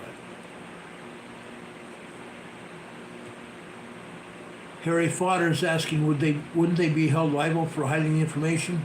I wish they would. I wish they would. I've held their feet to the fire. Other people have also held their feet to the fire. And what does USGS do? They harass us. They harass us. They harass some people so bad that they leave YouTube or leave whatever channel they're on. They're tired of dealing with the agency. I'm not. They've harassed me, but I've come out and showed the truth ever since. YouTube's tried to shut me down. A little over a year and a half ago, YouTube shut down my last channel. My last channel had been active for 4 years. It had 25,000 subscribers. YouTube shut it down. Probably because the USGS told them to, or the United States government told them to, because I've also held the government's feet to the fire. And I'm very vocal about it. Now they're not holding my feet to the fire as well. they haven't shut this channel down in a year and a half. They haven't slapped me on the hands, taken it down for a week or even a day. My last channel got taken down so many times, a week, 10 days, 2 weeks, 2 months. Yeah, they'd taken it down before. The last time was over a year and a half ago. They took it down permanently, and I came up with another channel. And I'm here to tell you about it. Now I've got over 5,200 subscribers and growing every day. I would ask all of you here if you would please subscribe to this channel. And when you do, there's also a little bell icon. Click on that little bell. When you click on that little bell, you come up with a drop-down menu of 3 items. Click on the word ALL. When you do that, you'll be notified when we come on the air. Okay? Click on that little bell icon so you get notified when we come on the air. But be advised, even YouTube's not doing what they're saying they're going to do. They don't notify everybody.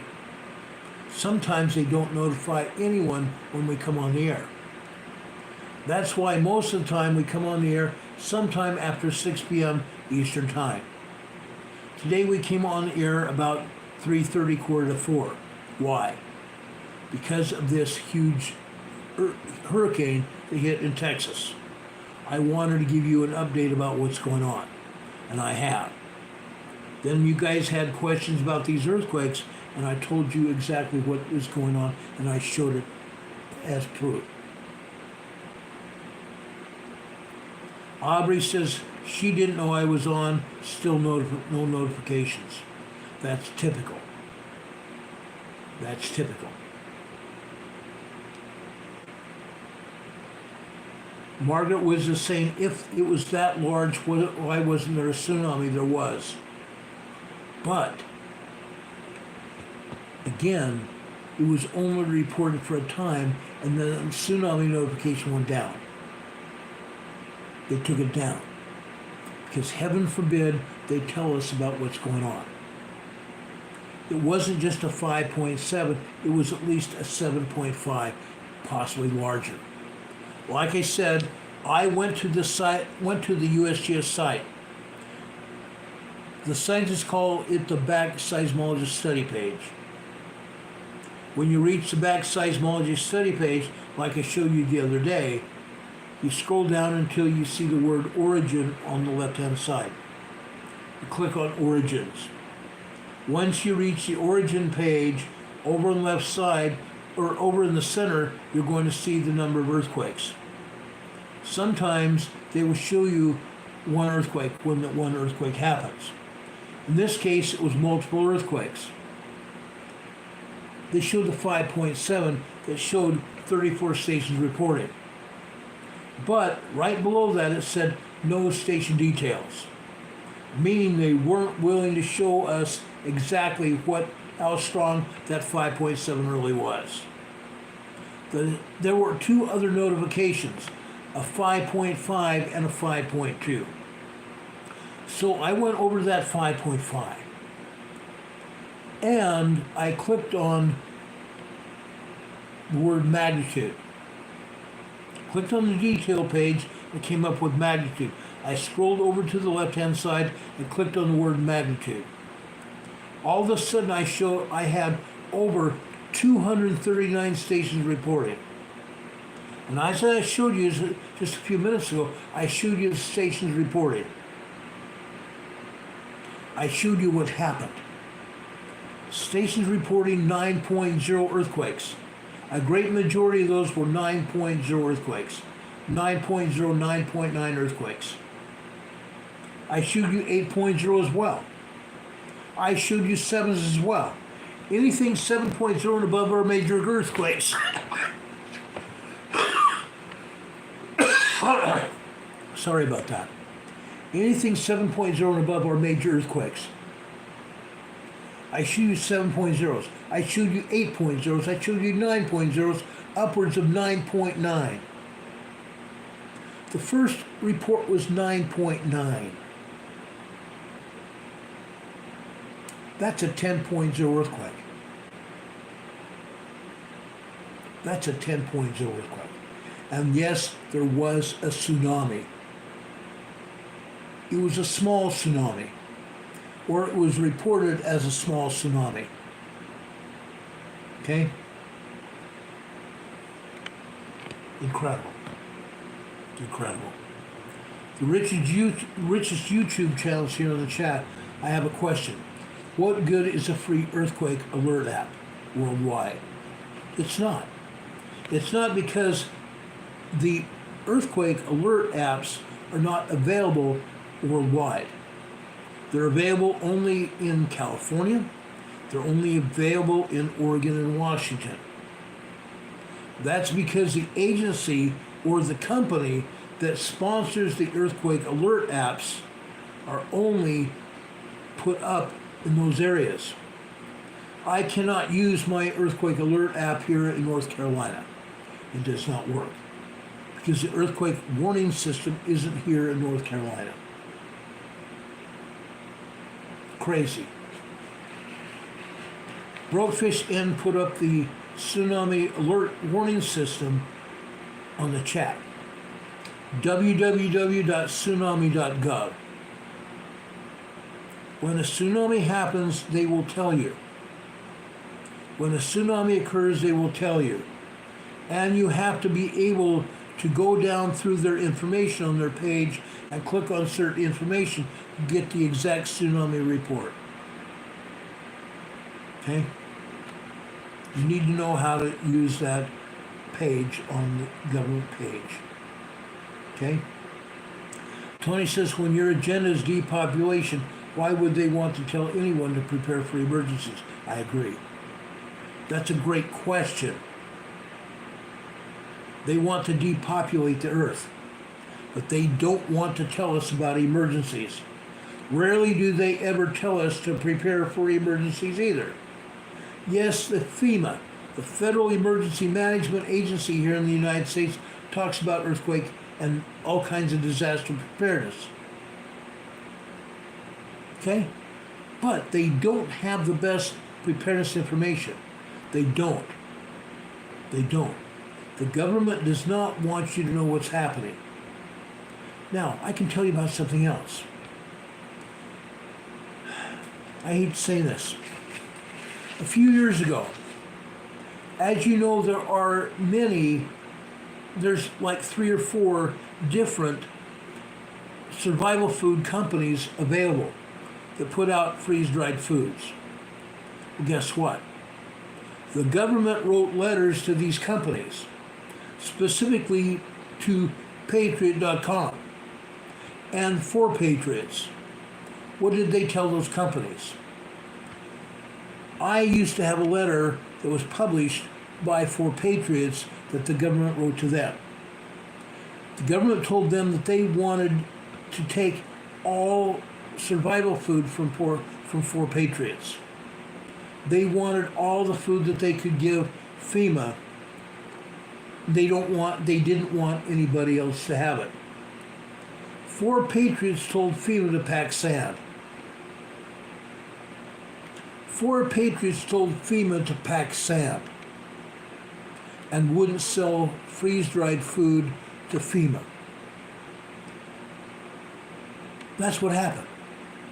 And most of the other survival food companies that put out freeze-dried food told FEMA to pack sand. That's what happened. The richest YouTube channel is asking, is there an app I can download? Oh yes. Oh yes.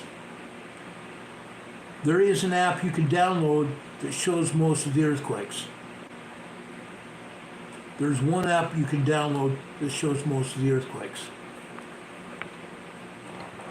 It is this app right here. You can go to the Play Store on your device. Go to the Play Store or the Microsoft Store and pull this app. On the computer, it's not going to show up though. It's only available on devices such as my phone or a pad. Okay? It's called My Earthquake app. My Earthquake app. I happen to have Earthquake Pro. I have Earthquake Pro. That way I get all the notifications. Notifications come out from the European agency. They do not come out from USGS. European agencies report 80% of the quakes. The USGS does not do that. Heaven forbid. As you can see, it's showing the 3 earthquakes over here off the coast of Vancouver Island. The center one is the 5.2 earthquake that happened here today. And yes, it was downgraded to a 4.8. Downgraded. Almost a half magnitude. Now, those of you that want to track earthquakes, there's a couple other apps you want to have. The other app is Earthquake Tracker. I keep my earthquake apps almost right together. This is Earthquake Tracker. Download Earthquake Tracker. Earthquake Tracker will give you all kinds of information from all over the world. You can get notifications on your device when an earthquake happens in Indonesia. Middle of the day, middle of the night. If you need to do that, or if you want to do that, you have to turn off your notifications to Earthquake Tracker at night. Or you turn off your notifications on your device from 10 p.m. to like 7 a.m. like I do. But if I get a 5.0 or larger earthquake, guess what? It overrides my device, no disturb part of my device. It overrides that device, and a 5.0 or larger earthquake will show up on my phone, and I'll get an audio warning. I will get an audio warning. Just a second. Yes. No, I'm on the air right now. Still. Yes, I went on early. I'm going to be getting off shortly. Thanks, hon. Love you. Okay, no problem. Sure, no problem. Thanks, hon. Bye. Isn't that funny? My wife calls me on my phone to get my attention. Now, guys, Hurricane Heather just said something that's important I want you to understand. She said 4.9 society.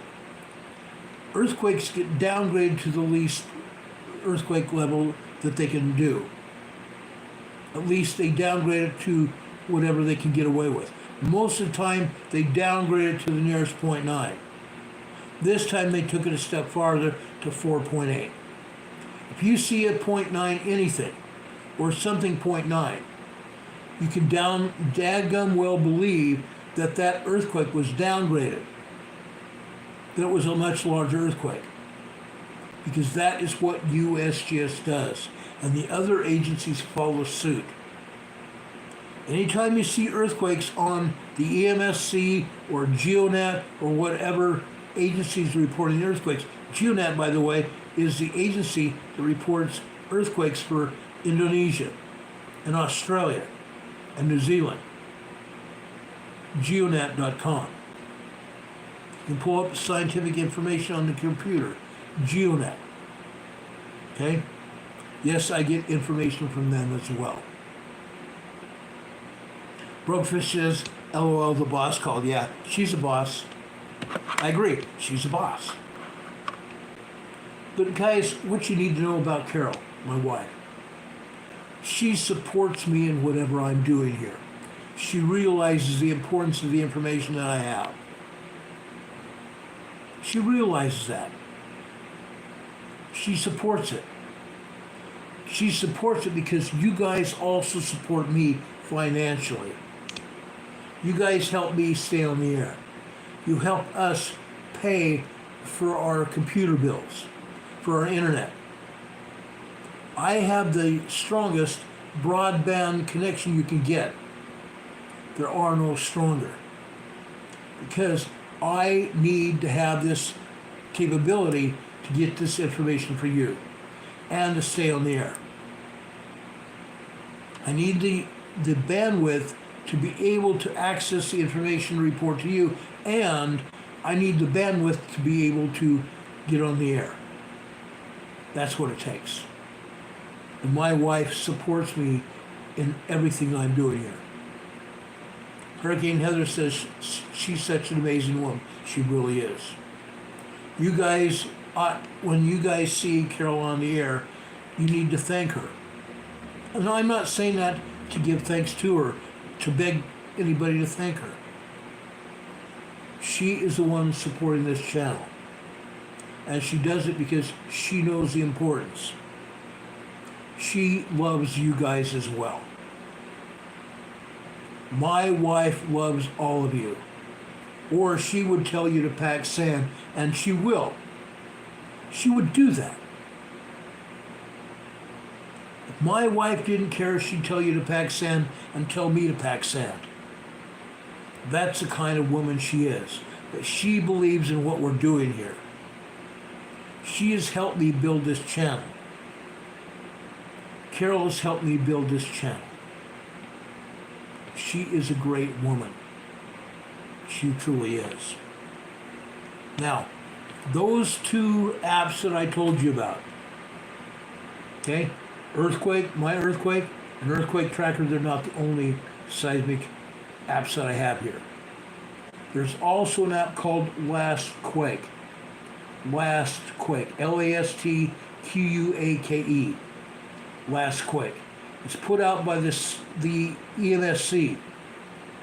It's called EMSC. You can pull that app as well. They also report earthquakes worldwide. Again, it's run by the EMSC, the European agency. Okay? You ought to have that earthquake app as well. And I've got several other apps here and on my computer. That way I can pull the information for all of you. And wouldn't you know, sometimes Carol will see something and she'll tell me about it. Something that I didn't see or hear about. Okay? That's what kind of woman, what kind of person Carol is. She cares. She cares about everybody. Okay?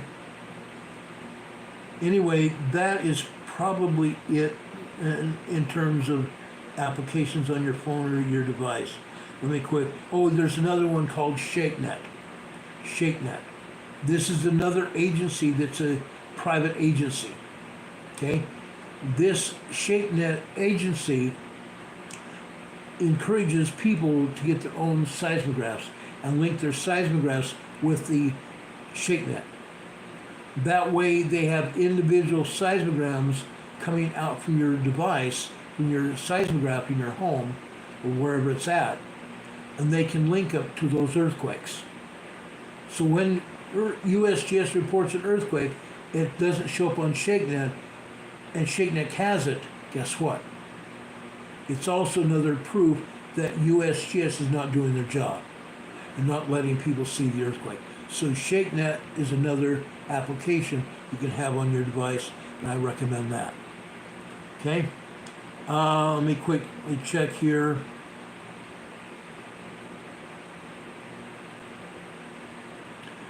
I also have a couple other applications that you might think about. You need an application to see storms. You need an application to see storms. Okay? One of the other applications that I have on my computer that I love having is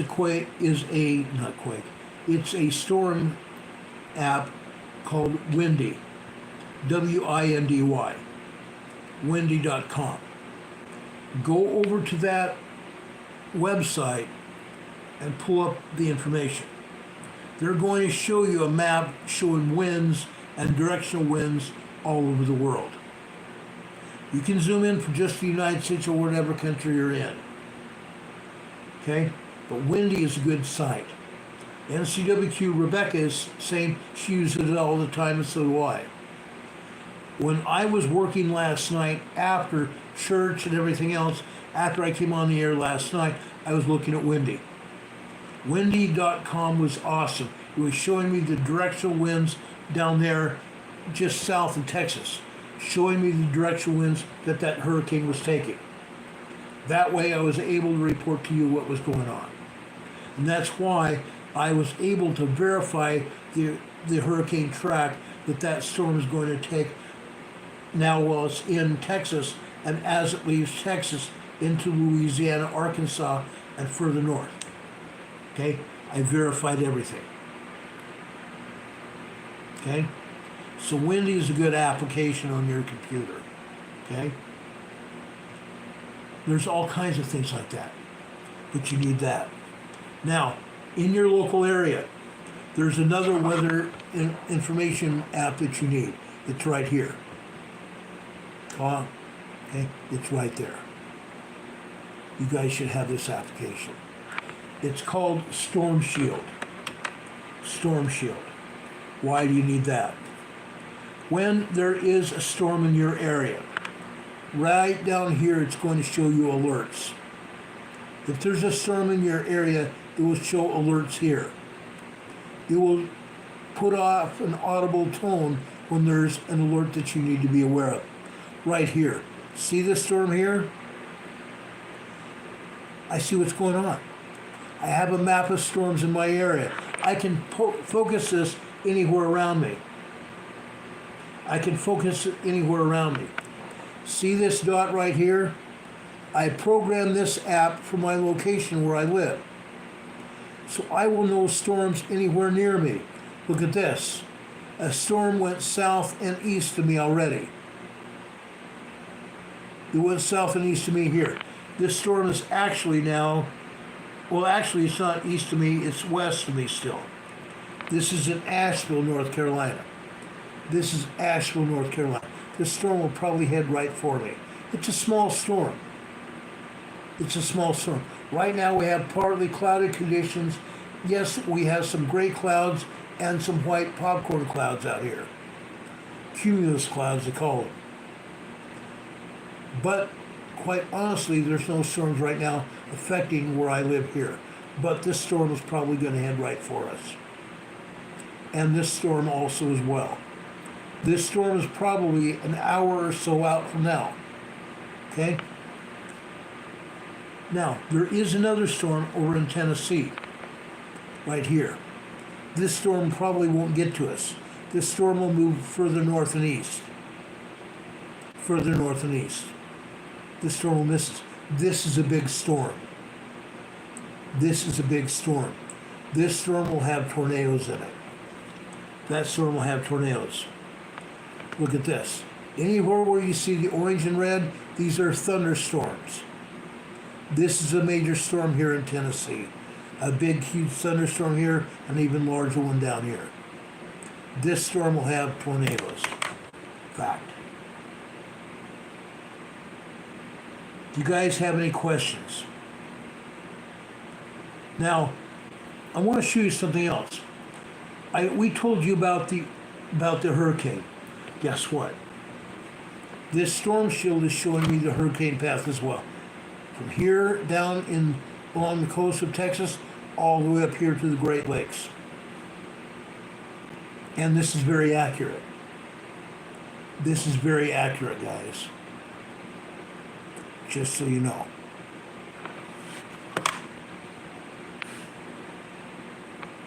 Do you guys have any questions?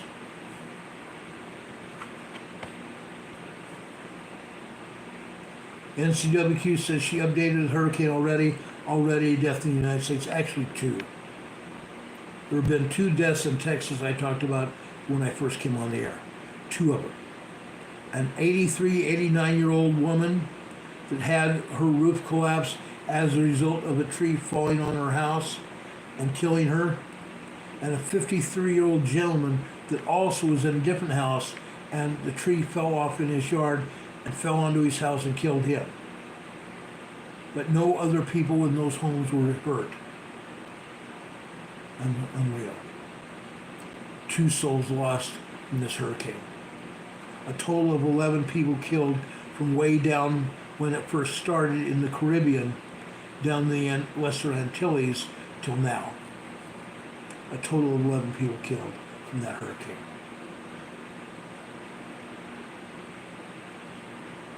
Does anybody have any questions? Logical reasoning, thank you for being here. I appreciate you.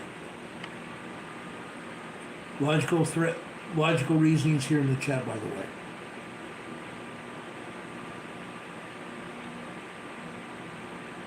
Okay, guys, if there's no other questions, I want to leave you with a thought. I do this every night when I'm on the air.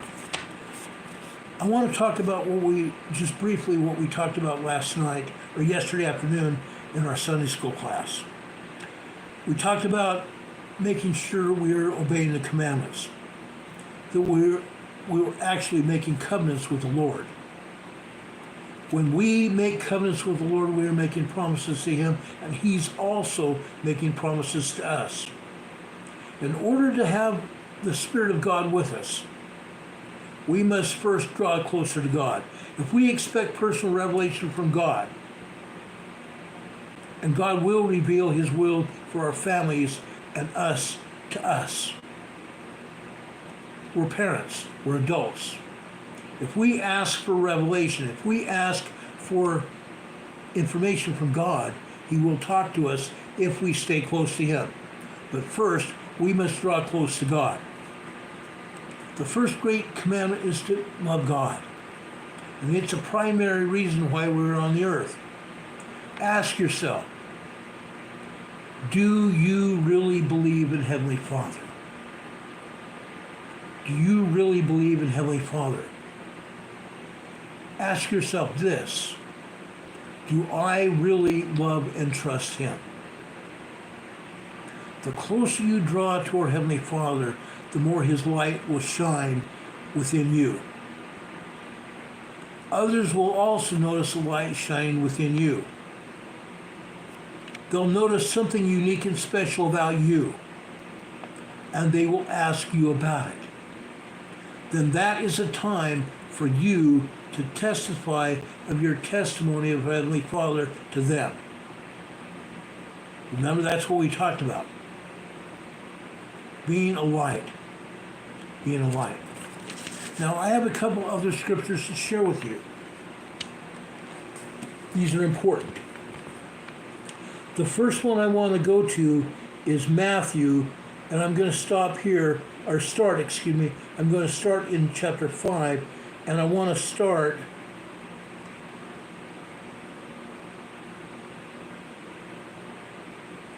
remember when the Savior gave us the Sermon on the Mount? Remember that?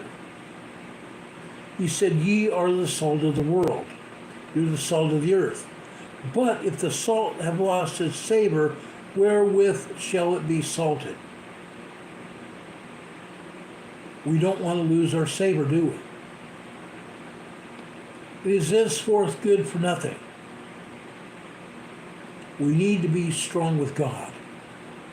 We need to keep our light on. Henceforth it will be good for nothing if you don't, but to be cast out, and to be trodden under the foot of men. The Savior then told us, verse 14, ye are the light of the world. A city that is set on a hill cannot be hid.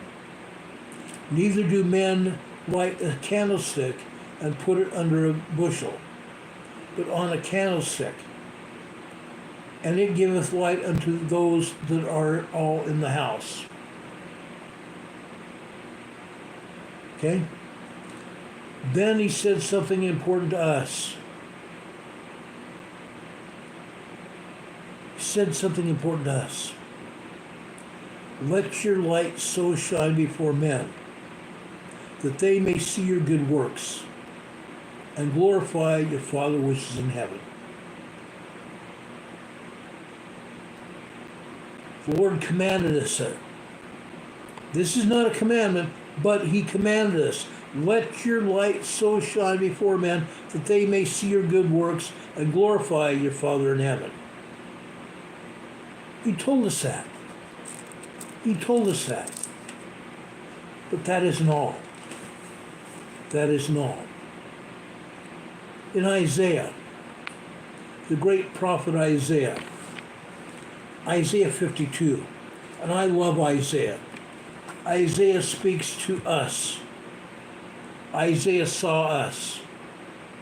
Isaiah had God reveal us to him.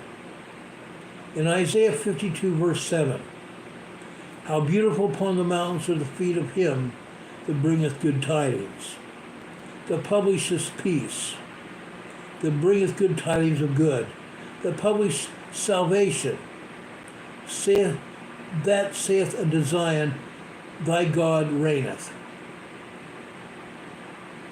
Our God's in charge. Our God is in charge.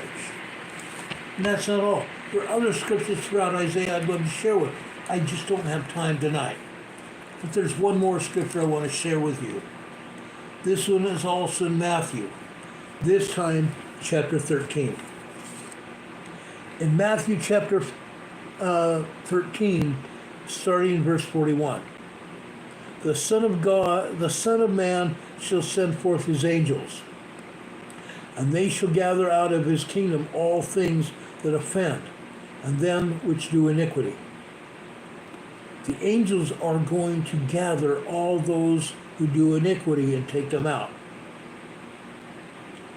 Then in verse 43, then shall the righteous shine forth as a sun in the kingdom of their Father. Who hath ears to hear, let him hear.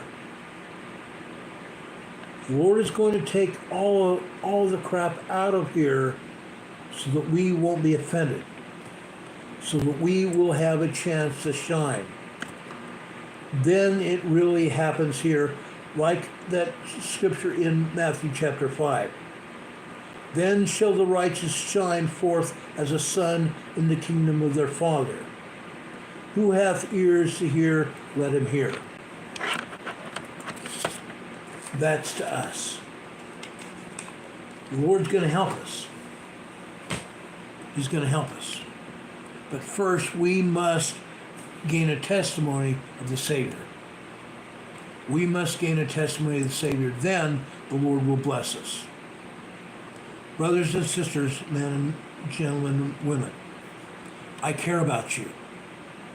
I care about you so much that I did the research to bring it to you today. I cared enough about you to report what's going on, to be able to save your lives, to help save the lives of your families and friends that are down here in the area where this hurricane hit. Please let those people know that we're thinking of them. Please pray for them. They need our prayers. They need our prayers. Brothers and sisters, I love you very much. We used to have 100 and some people watching this program right now, and now it's dropped to 56. As soon as I started our devotional, it dropped from the 65, 70 area all the way down to 56, 57. Isn't that interesting? Guys, I've given you the information. If anything major happens tonight, we'll be back on the air tonight to give you the information and share it with you as soon as the information becomes available. Other than that, we will be back here about 6 p.m. tomorrow night to give you more information. As the storm moves from Texas into Louisiana and Arkansas, we will be coming back on the air probably sometime in the morning to talk about it. If not tomorrow afternoon, or at the least by the time we come on the air at 6 p.m. tomorrow.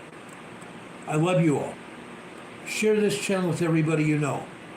Share with your family, your extended family, your friends, your neighbors, the people you work with, and even the people you associate with on social media.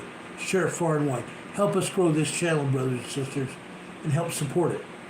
As soon as we get off the air, just below this program will be our program description. In our program description, you'll see a link to YouTube where you can join this channel as a member. You'll also see our PayPal links that we'll put up. You'll also see our email address, and also you'll see our regular address, so you can send us cards and letters, and even send us donations inside the cards and letters. We greatly appreciate your support. I love you. I care about you more than you ever know. Freedom is not free, as Don Provokis just said. Freedom is not free. Amateurs think strategy, experience, and use logic, logistics. But prior prayer, proactive, proper preparation, and that prevents poor performance. Folks, I hope you have listened to this. I hope you got something out of it. May God bless you. May God be with you this day and always. God be with you until we meet again. We'll see you on the other side.